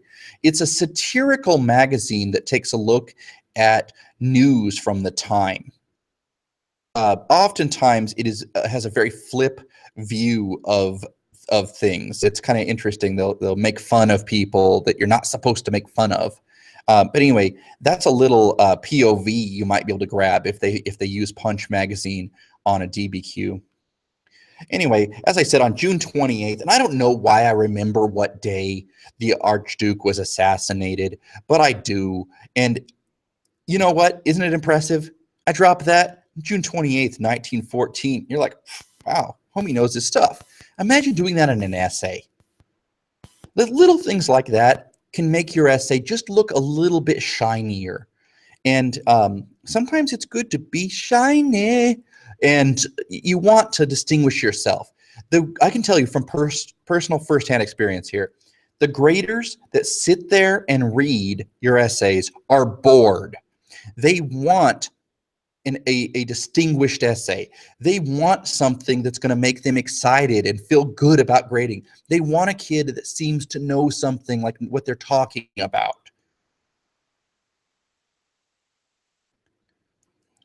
Okay, I have to reference what Sahak is talking about.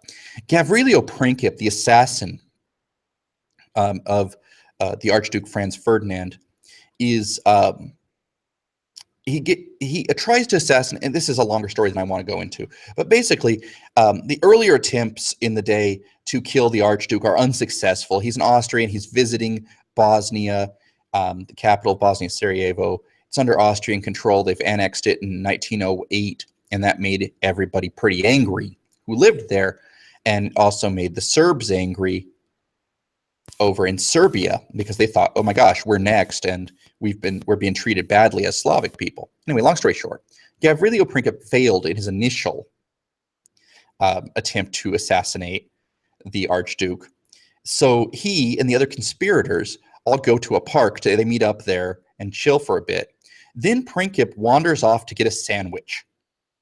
This is actually true, but no, it's not the reason World War I started. Anyway, he wanders off to get a sandwich, and it's in front of that deli where he's just finished a sandwich and he's having a cigarette that the Archduke, who had gotten lost, the driver had gotten lost and taken a wrong turn, wanders by later in the day at just the right time, and he happens to be in the right place. He's still got his gun, so Princip is able to shoot the Archduke and his wife, and by default, unborn child there at that time. No, the driver wasn't in on it. They did interrogate him. Yes, Princip and actually the other conspirators are all caught as well. And they are treated very, very badly. They are beaten up. Well, actually, not all of them confess. Kabrinovic, I think, is the name of one of the conspirators who spills everything. And what they find out is that the assassin group, which is called the Black Hand, they are connected to the Serbian government. Now, it's not a strong link, but there is a minister in the Serbian government who was responsible for getting them the weapons, including the bombs that they tried to use in the first assassination attempt, and also the guns and money.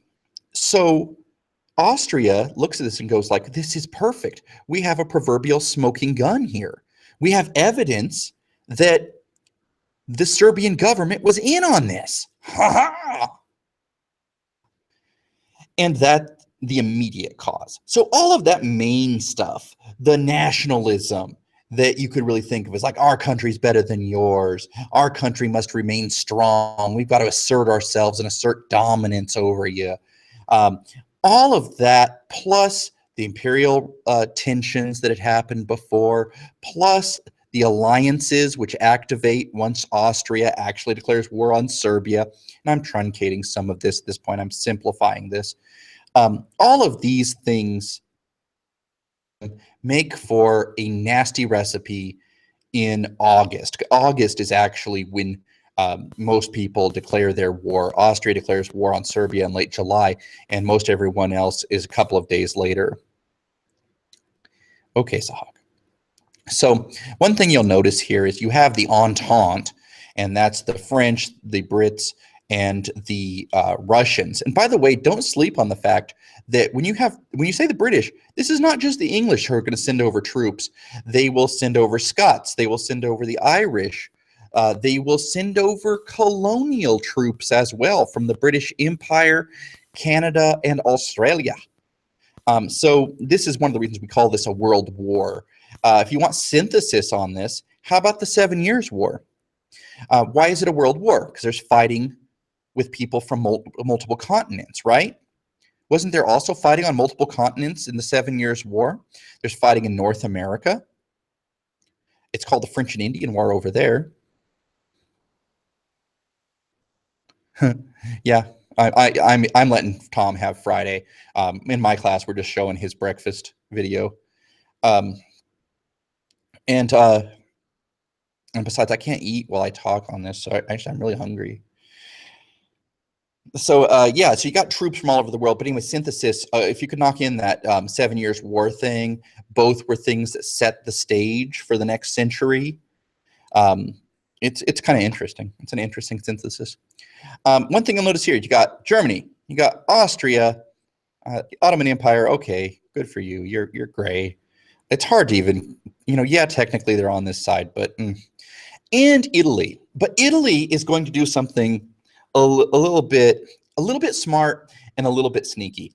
Italy says, yo guys, technically you were not attacked.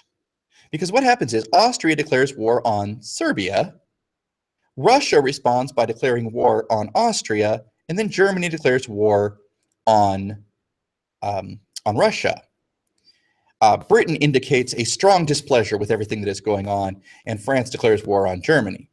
But Italy points out, like, wait a second, you guys kind of started this by declaring war on Serbia, so technically I don't have to get involved because, you guys were the aggressors here. So Italy says, we're going to stay out of it. Britain also initially is going to stay out of it, but they're going to get sucked in real fast before the end of 1914 because the German plan is going to be, as you're going to see on the next slide, going through Belgium into France to knock out Paris. And that will get Britain involved to go help out their friends, the Belgians. What about Italy? Italy comes in 1915 and on the opposite side. Once they see the Germans and the Austrians are losing, they're like, maybe we could get some territory out of Austria here. So they decide to jump in on the side of the Entente. For simplicity's sake, we stop using Entente and alliance at this point, and we start saying the Central Powers, because they're in the middle, and the Allies. And some people get a little confused by that because Triple Alliance and Central Powers, it seemed that alliance, allies, Entente, allies, it confuses people sometimes. Absolutely, yeah, that is the Schlieffen Plan. I might as well talk about that now. The Schlieffen Plan is the German army coming through Belgium, and the idea is overwhelm the Belgians with great numbers. They have a southern army, which is right here in Alsace and Lorraine, and they know that the French are going to want to come in there. The French plan, Plan 17, which is a kind of a crappy name for a plan, they are going to attack and reclaim Alsace and Lorraine. Well, okay, fam, okay. The Germans were supposed to look like they're going to attack, advance, and then retreat to draw the French army down here out of position so that they would be in the wrong place to take care of this southern wing of the Schlieffen Plan. And the German general down there in the south does not retreat. He holds his line. And so when the French get wind that the Germans are coming in up here, they're able to more quickly align themselves, because in France, everything is centered, the rail lines at least, are centered out of Paris. So they're able to get back to Paris and then get over to defend a lot faster than they should have been able to if they were out of position into southern Germany. It was a feint that did not work because they didn't feint. Belgium, their plan was to raid farms along the way and take food that they needed. The Belgians weren't supposed to put up a big fight because, I mean, for gosh sake, it's Belgium, right? I mean, everybody's like, oh, Belgium, you're weak. The Belgians put up a pretty big fight, and then the British send in their troops as well. This slows down the Germans, who are still able to get through Belgium and then over into France, but they are ultimately stopped, and that's when the trench warfare sets in. By the way, in case you were wondering, a Schlieffen Plan is named after von Schlieffen, who actually was a general, I believe, under Bismarck. It was an old plan, and it was on the assumption that what if, because this is a Bismarck thing, hey guys, come up with a plan just in case we have to fight on two different sides at the same time. So that's what they were having to do. They were having to fight in the West and in the East. And the Schlieffen Plan essentially says, knock out France first. And we believe that Russia, because they are so big and because they were so unindustrialized in comparison to everybody else, that they would take a long time to get their stuff together, get their act together. So we'll have time to kill France first and then get over, get back on our rail lines, zoom, get back over there to the Eastern Front, knock out the Russians as well. Lunch, Moscow for dinner. That was what St. Petersburg, sorry, for dinner. It didn't work. Here is a crummy old cartoon, but it's a good cartoon, and one that's appeared, I believe, on a DBQ in the past. But again, this is the past. I'm sorry for the potato quality. This is not great. But you've got the crime of the ages. Who did it? This is an American newspaper, and you've got all the different regions all portrayed with their fun. Like here's Serbia. They see Serbia as a smaller country, so they're smaller. See, they're short, and Belgium's smaller, so they're small. And the Germans, of course, got that crazy hat. That's William II right there. And what's dead? The crime is the peace of Europe has been murdered. And really, they had a relatively peaceful 19th century. The 19th century, some historians say it starts in 1815 and ends in 1914. And I know that's not technically accurate, but all of time is just an illusion, right? So if the historians want to play with that a little bit, okay. Technically, of course, it starts in 1901, but thematically, you could say the 19th century was an era of relative peace, a concert of Europe where the European nations were all trying to get along with one another, blah, blah, blah. Whereas the 20th century has been bloody and awful.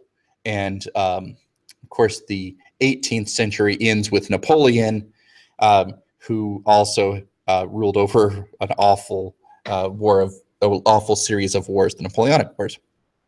Yeah, I know. Franco-Prussian War. There's other wars, the 7 Weeks War, the Crimean War, but none of those were considered like big world-shaking event kind of wars. Of course, it's big for France and Prussia, but they're not to the same degree that you have the Napoleonic era or the 7 Years' War or the War of Austrian Succession, where multiple countries are involved.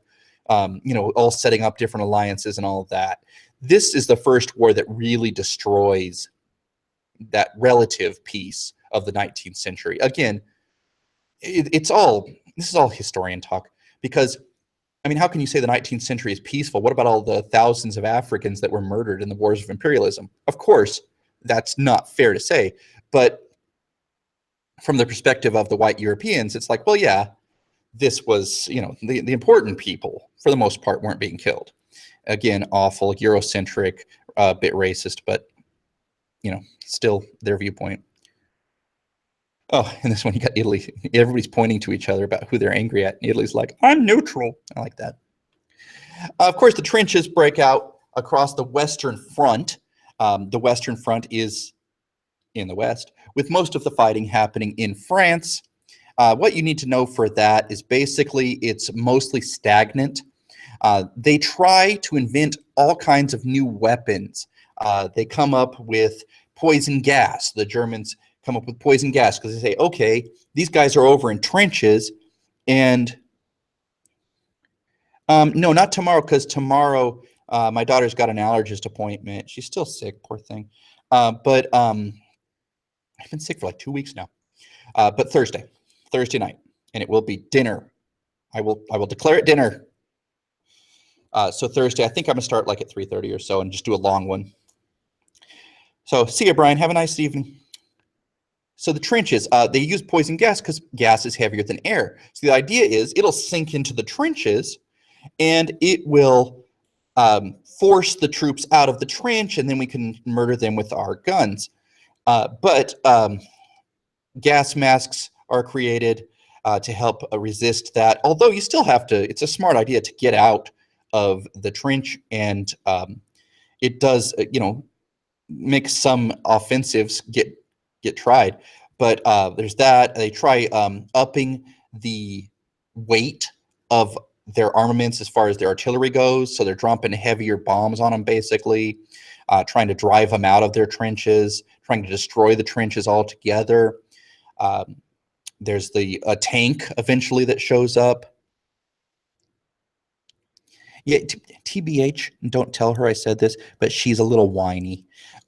She has a sore throat. I think it's all just allergies, but thank you. She's on an antibiotic. She's good. So if there is something more than allergies. So anyway, these new weapons largely don't make a big difference because you say, okay, the British got tanks. Tanks are bad. They're good. I mean, like good bad. They're good at like shooting things. But early tanks had a tendency to get flipped over fairly easily because they were a little top heavy. So they weren't as effective as like World War II tanks. And poison gas is also bad because say the wind changes direction. Well, you just poisoned your own people. So there were a number of things that were pretty awful. And also, the Germans start poison gas, the French start using it, the British start using it. The British invent tanks, eventually the Germans got their own tanks. So, one person comes up with something, the other guy comes up with something else. You got a Bulbasaur, they got a Charizard. Oh, you got a Charizard? I got a Squirtle. So the whole thing is just out of control. I'm a Pokey fan, in case you had not picked up. Things they could ask you, they don't like asking about wars for the most part. They like asking about causes. Would make, in my opinion, a wonderful long essay about the causes of World War I. And it is, as Brian pointed out earlier, the 100th anniversary of American entry. So that's possible. But they don't love asking questions about wars. They could ask you a question about the Schlieffen Plan. They could show you like a map or something and say like, what is this? Yes, I think yes. I don't really understand your question, Sock, but yes. Life in the trenches would make an interesting DBQ, wouldn't it? Life in the trenches, how did people deal? What were their attitudes towards the government? That would be a fun question. Here you got a couple of different things. Here, guys, just chilling with your bros in your trench. Killing rats for fun. Maybe you eat them, maybe not. Maybe you just kill them for fun because rats are attracted to nasty conditions. And guess what? There are nasty conditions in these trenches because these are primarily in France. And what does it do? It rains all the time. So if it rains all the time and you're standing in it, you might get what's called trench foot. And that's a picture of trench foot. You can actually stick your bayonet right in there and not feel a thing, according to this anonymous private. So you could actually lose a foot from that. Here's some propaganda. I wouldn't be shocked to see some propaganda showing up there on the test. Here is the original version of this. Of course, you've seen in America the American version, and this is Lord Kitchener. He is the British general. He's saying, your country needs you. I'm the guy in charge. I'm leading the charge out on the front. Of course, he wasn't leading anyone except from his base. He was trying to get people because Britain had a relatively small army. They used to have what was called the British Expeditionary Force, the BEF, and a small but contemptible little army, according to, I think, either Bismarck or Hitler. I can't remember who called them that. But they had to raise a bigger army, so they used propaganda to get people to join. Good way to do that? Emphasize the evil and the savagery of the Germans. So they go on and on about how bad the Germans are treating the Belgians. Now, in my opinion, the Germans were not nice to the Belgians. I mean, heck, their plan was to go through and steal stuff from their farms and stuff like that. So they were certainly planning on exploiting them. But at the same time, is that any worse than most armies in most wars? Probably not.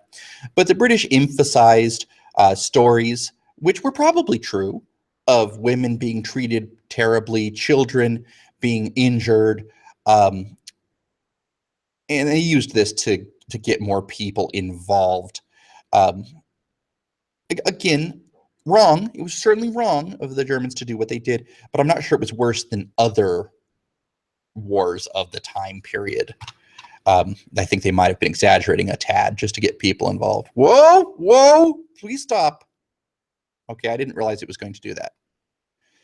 This is my favorite one. This one is actually one that showed up on an old version of the AP test prior to the new stimulus-based one. Daddy, what did you do in the Great War? And look at that coward sitting there feeling all bad because this guy didn't serve. This is meant to guilt you into serving in the war. And down here, the little boys being all militaristic, and cowardly dad is up here like, oh, my children don't know I'm a failure. This one is a French poster. Actually, no, it's not. It's British. This is a British poster, and it shows the women of France working. It's encouraging women in Britain to get involved in the factories. And this is a thing you might see, that women got involved in the war by going to the factories while their men are gone. See, the British had this wacky idea. They would have people enlist in what were called PALS units. And the idea was you enlist with your pals and you serve with people you know, with the idea you're going to work harder and you're going to fight harder. But the problem is, this war is just battle after battle of nothing changing except a ton of young men die, and there's not much to show for it, or the gains are completely erased shortly thereafter. So when you send all of these people from one area all to go fight, oftentimes it leads to the decimation of that. It leads to people, sometimes towns are wiped out depending on their enrollment rate. So it's especially important that women go off and fight. I'm sorry, not fight. They go to the factories. You could also see women going into the nursing corps, or maybe being ambulance drivers. Sometimes even spies. Do I have that? Yeah.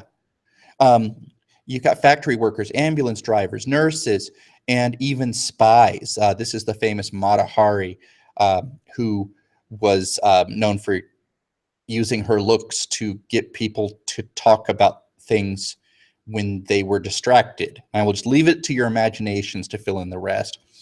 Here's a great American propaganda piece here. Shows a German, he's holding a little club, a bloody club or something that says culture, but it's spelled in German. And he's over here. No, she's not naked. I always have people being like, is they naked? She's got coverings. But you don't want this mad brute over here on American soil. You gotta stop these Germans. The German helmet and William II mustache. Do I still have people there? You guys have gotten a little quieter recently. When were women allowed to fight? Well, this is still controversial today, Allie. I think women are not allowed to serve in combat roles right now. Having said that, do women serve in combat roles? Yes, because they're not supposed to serve like on the front lines, but they'll be put in charge of missions where they're put through enemy lines and sometimes get involved in things. I think, okay, I just wanted to make sure I wasn't alone talking to myself in this room as the custodian walks by outside thinking I'm a crazy person. And they're still like, should women be drafted? Should women, and men, cohabitate? That's already been, oh, geez, Louise, that's been a hot button this last year with these Marines doing bad things on Facebook with regard to pictures and whatnot. I don't want to go into it, but this is a hot button thing with conservatives don't like the idea, whereas liberals are a little more open to it. In Russia, they were allowed to fight in World War II. The Russians, because they're communists, are a little more like, hey, well, everybody's equal. And a group called the Night Witches very famously were very successful in bombing raids and whatnot, and in shooting down people during World War II. So they're very successful against the Luftwaffe, the German Air Force. A way you could support at home would be to buy war bonds to support the war effort by giving money to the government. They would give you a slip of paper, and then later on, they could use that as kind of a short-term loan from their own people.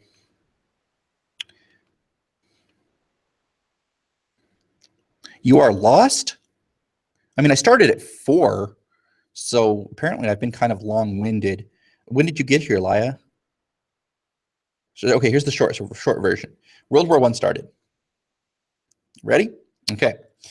So in 1915, the Germans are starting a new thing. Well, I think it was starting a new thing. The Germans have been extremely successful with U-boats. And U-boat, this is a very German thing. Unterseeboot, undersea boat. We call them submarines, but the Germans, because the way the language works, is undersea boat, and I love it. That's wonderful. They sink the Lusitania, which has Americans on it. And the Germans say, wait a second, that wasn't a passenger vessel. And it's off the Irish coast. I mean, this is a British liner, and you're not supposed to attack, like civilians in wartime. The British claim it's a passenger ship. The Americans claim it's a passenger ship. Wow. Not cool, Laya.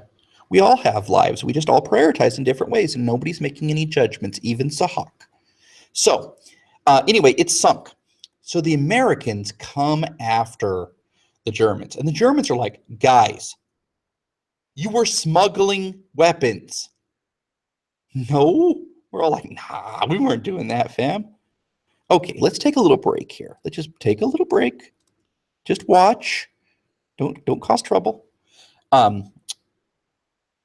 The actual historical record now says that the Lusitania probably was carrying weapons. They have pictures of the explosions that are consistent with having armaments on board. But at the time, the Allies were lying their faces off, saying like, no. So the Americans say, look, you Germans got to stop this submarine warfare. Otherwise, we're getting involved in the war. America is getting involved in the war. The Germans agree to it. Because, I mean, really, what can they do, right? They have to. But if you look at the war, as it goes on, and there's all these ineffective battles where just men are dying, it's awful. It's an awful, awful thing. And the Germans look at it and say, hey, we were most successful. Yes, Yogurt.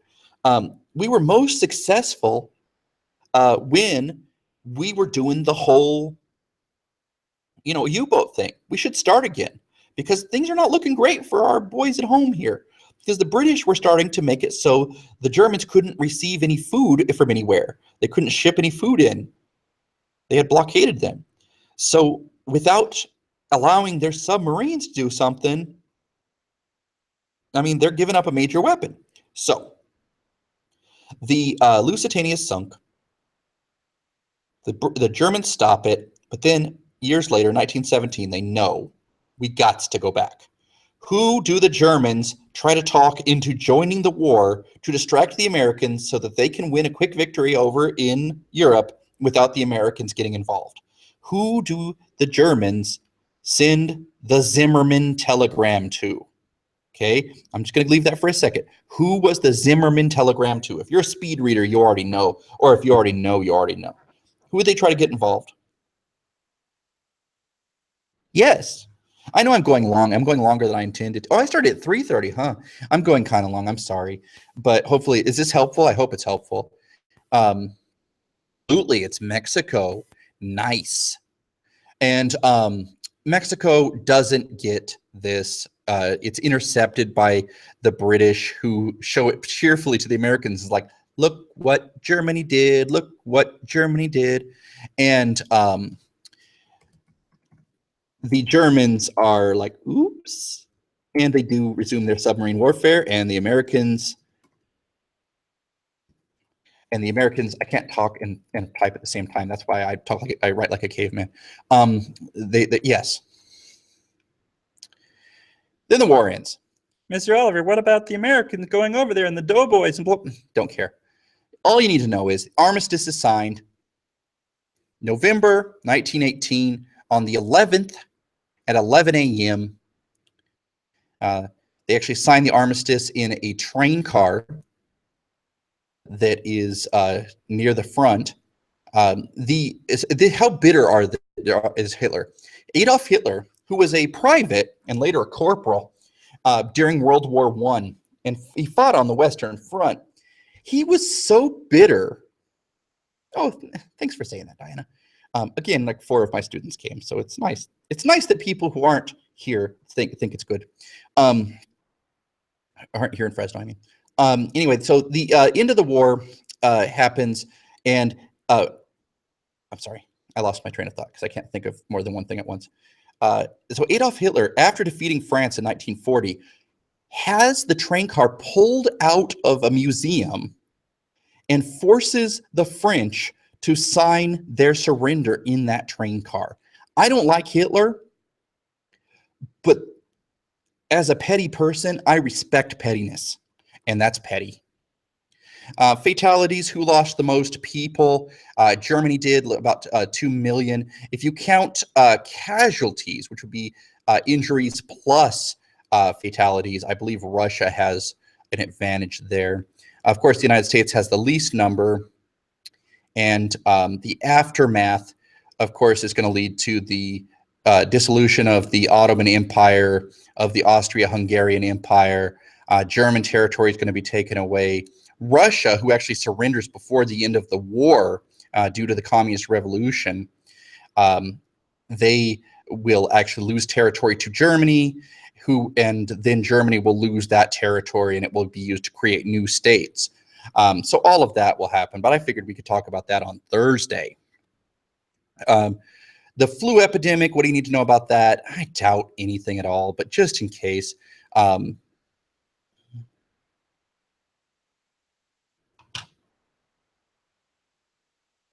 You were agitating her, Sahak. So the flu epidemic of 1918, it just goes to show that the war is awful, but actually more people are dying of the flu actually than the war. So it's real bad. All right, let's go to the fun part. That's my son right there. He's eating cotton candy. I believe we're at Disneyland, probably California Adventure, actually. Okay. I like Disney. Not there, here. Boop.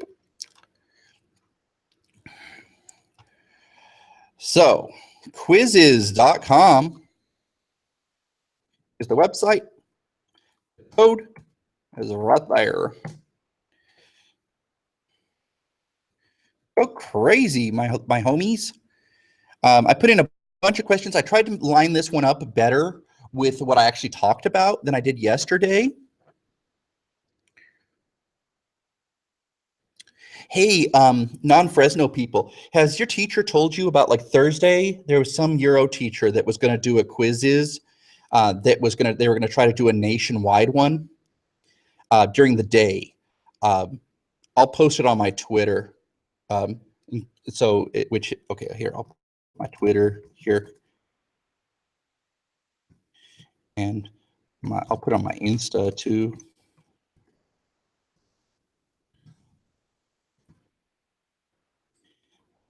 Email, if any of you guys have questions, is charles.oliver@fresnounified.org. Nobody ever calls me Charles. That is because Fresno, when they hired me, didn't ask me what people call me. Now it's been 16 years and it's kind of awkward. I can't really tell them that's wrong now. Okay. Kelpie, uh-oh. That's a cool little, look at that. I didn't mean to make you scared. That's a cool little avatar y'all got. Look at those. I think you could choose your own if you register. There's also an app, I guess. I downloaded it yesterday, I think. Nope. I guess I did it on my iPad. All right. Just you three, huh? How the mighty have fallen. We have 7 people, 8 people. Quickly, there's more. I guess they can join as we go. Your boy. Uh-oh, it's your boy. Who's your boy? Who's my boy? Yeah, I'll go ahead and start it. People can always join up later. I think I might leave this one open so people can play with it all night. Okay, Lai, just calm down. I'm not waiting. Okay, you came late, young person. Okay, I'll wait. Look at all of these people from 1, 2, 3 people from out of state. Well, at least out of Fresno. You can't enter a 3. Just cut and paste this, fam. Cut and paste that. I don't even know what you're talking about, Sahag. Is this lag? Are you having lag? I want to get started. Okay, I'm going to start it in like 30 seconds. Okay, I'm making a stop timer watch right here.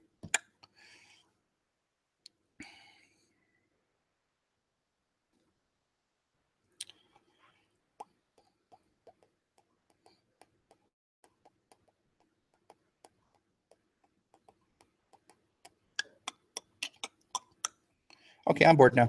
Start.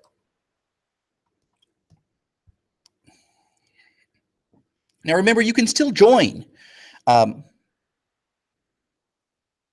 Fam. You just go to join.quizzes.com, Laya. Thank you for saying that, Tyler. I'm glad you're against communism.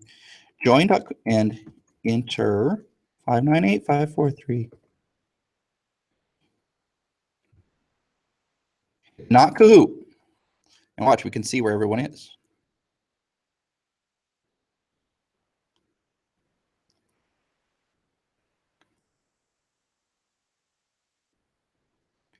Sahak, my advice is always try a different browser.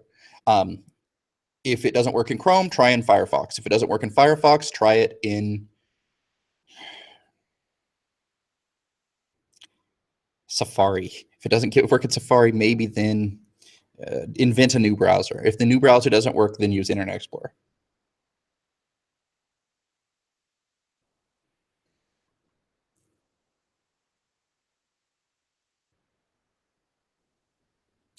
Tyler, you can't just ruin it for other people. This is different than Kahoot. You have an individual struggle on your own phone. You will have the ability to answer questions and see choices on your own phone, fam. You're going to love it. Ba, ba, ba, ba, ba. You're going to love it.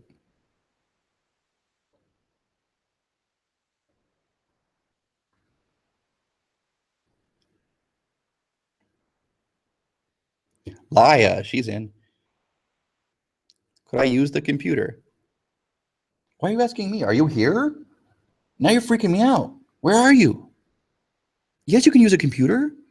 Silly goose.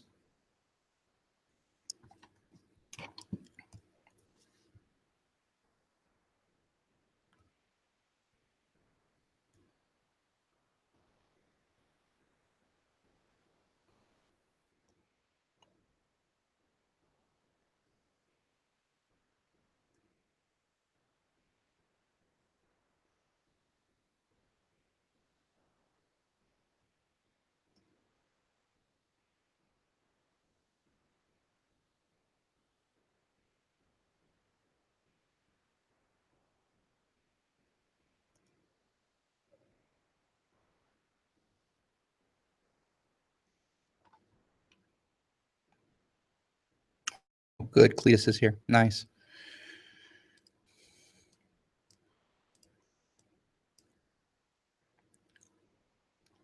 Hank, you are on fire.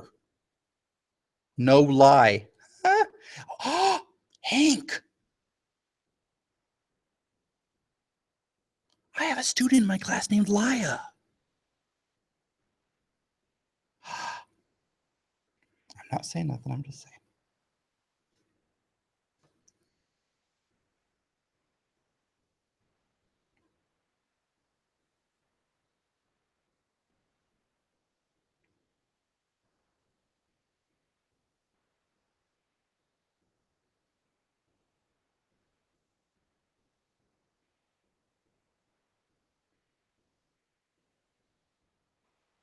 It is not the hardest thing ever. You weren't here when we talked about everything. Isn't this neat, though? I'm looking at it on my phone. This looks really cool. This is better than Kahoot in some ways. I think Kahoot is more exciting for in the classroom, perhaps. But this is, I think, better for an online thing.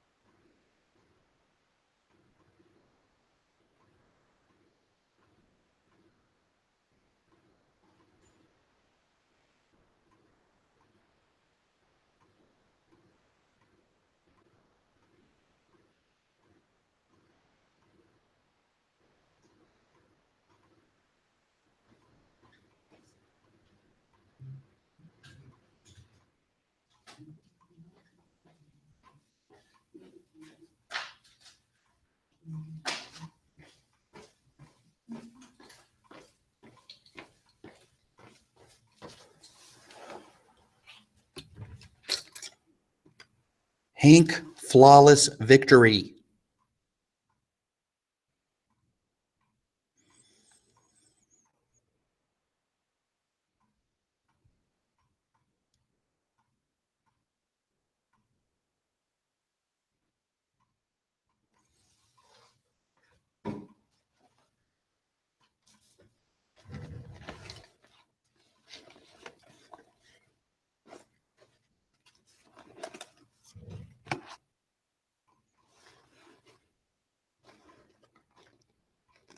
So, Hawk, did you ever get in?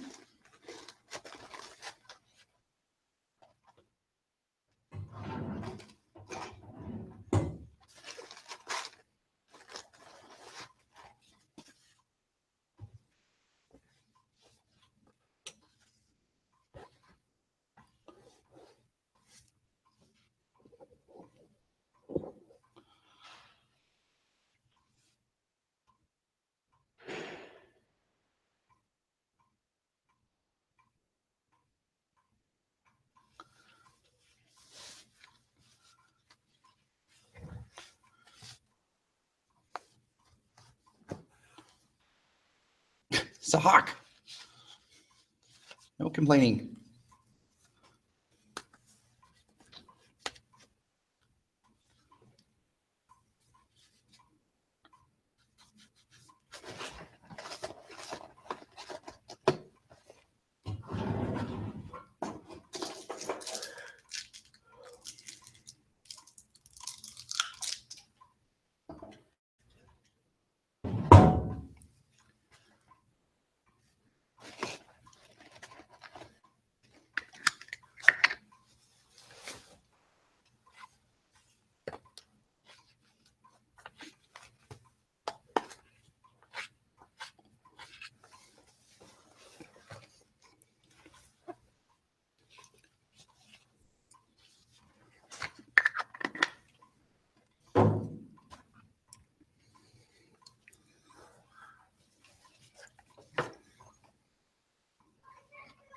You're late? Yeah, I'm doing an online review. I just came back to you right now. You work. That's no good. Mr. Healing says hi, everyone.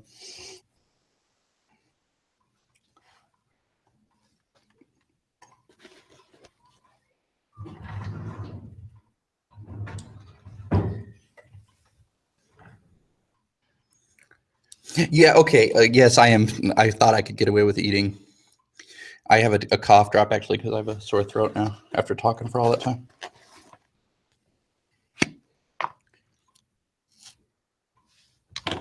And also, I'm getting ready because I'm going to go on a run. I'll try to finish here.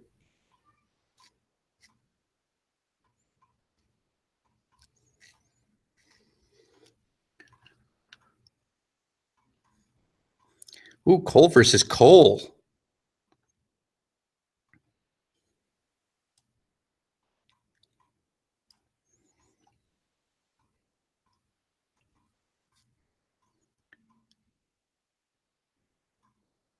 Okay, Brian, how did you know the Sierra Mado thing?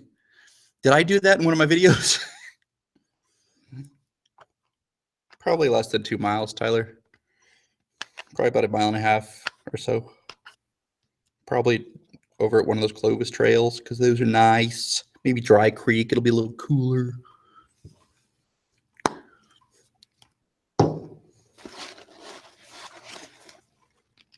Okay. Sierra Mado is what this one guy, Pentagon Jr. I really like professional wrestling. And no, I got a training plan, dude. Anyway, Pentagon Jr. is this this wrestler. He's a skeleton ninja warrior, basically. And he says, Sierra Mado. He's a luchador. Wait a second, Hank. You said, well done, Mr. Allen. Who's Allen? Oh, Mr. Allen is a teacher here. You threw me off. He's a teacher in Fresno.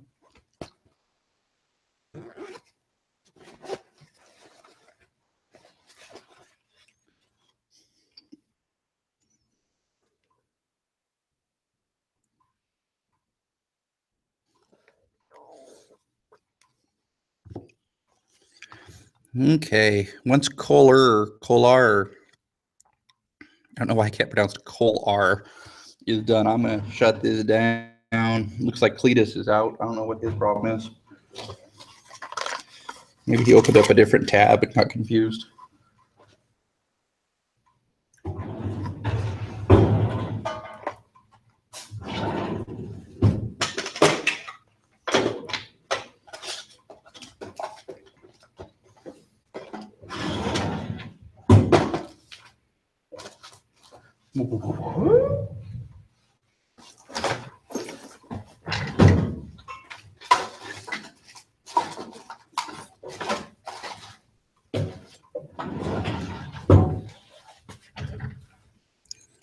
You guys have it. Yeah. Dude, clearly you've forgotten. I am not a, I know you look at me and you're like, this guy, he is a fit young man. No, I'm not a coach. Come on, Cole R. You're close to the finish line. Whoop, whoop.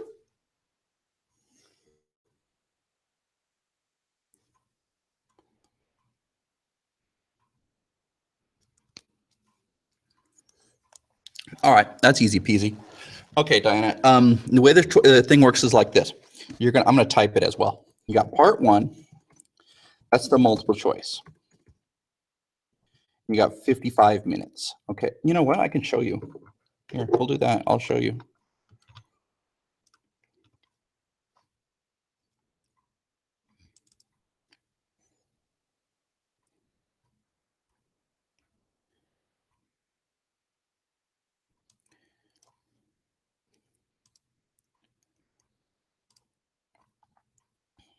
Well, that doesn't work as well as I would like. There you go, Allie.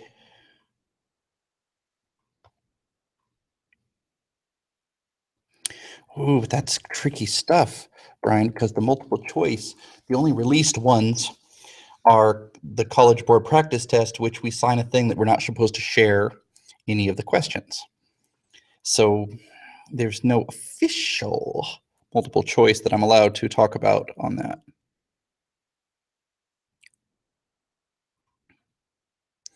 Yeah, now keep in mind, there's only been 1 year. We don't have a lot to go off of, but you've got the multiple choice. This is all going to be stimulus based. You're going to have a quote or a chart or something, and then you'll have a bunch of questions. You'll get short answer. There's going to be 4. Ooh, you know what? That's a good point. That's Tom Ritchie's thing. I'll ask him if he cares if I do that. And then you got the short essay or short answer. You're not going to do that next. Actually, you're going to have a break in between section 1, multiple choice, and section 2. The break in here is about 10-ish minutes. And then you'll have a document-based question. You do that first because it's worth 25%. Then you move to those short answers. Technically, spoilers, they only grade 3, but you won't know which one they don't grade. So assume that all 4 are lit. And then you get the long essay. This is the only one you actually have choices about, Diana. You only get 1 choice among 2. Last year, yes, Romulus is also another Tom Ritchie product. Are you secretly a Tom Ritchie student, Brian? Because you're shilling for Tom. He's got great stuff, but anyway, the long essay, you got the choices, and as Tor said, it is 2 time periods about the same topic. It was only 1 year. We only have 1 year to go over where they've actually had the new exam, but it does appear that that's the case, at least on the live exams. Last year, it was women prior to the French Revolution, how their lives changed, blah, blah, blah, something like that. And then women after the Napoleonic era up to the 1960s. And if you didn't know anything about social history and women's issues, you were out of luck. Well, I want a commission from Tom Ritchie.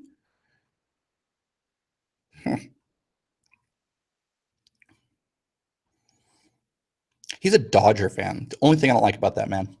He's a Dodger fan. Intolerable. Last year at the reading. Yeah, that might be right. I can't look it up right now because I got a live screen. But yeah, because I'm really not supposed to share it. And I'm a rule follower.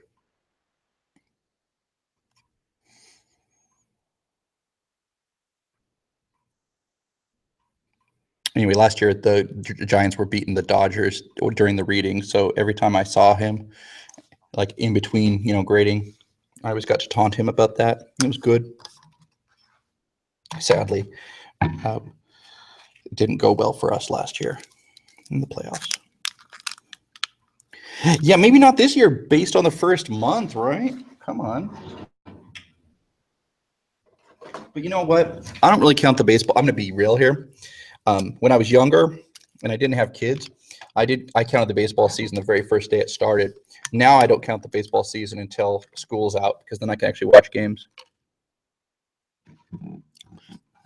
Yes, that's absolutely true. The Bismarck DBQ had a much lower pass rate than the other DBQ, which we're not allowed to say, and I have to censor you and edit the video if you say so. Please don't. But yeah, there was a different DBQ that everybody did better on, and most of my kids got the Bismarck. I'm a little salty about that still. Okay, guys, did I answer your question, Diana? If so, I'm loading up my water bottles here for tomorrow, and I am going to leave so I can run very slowly. I'm still complaining about it, so it doesn't surprise me other people are.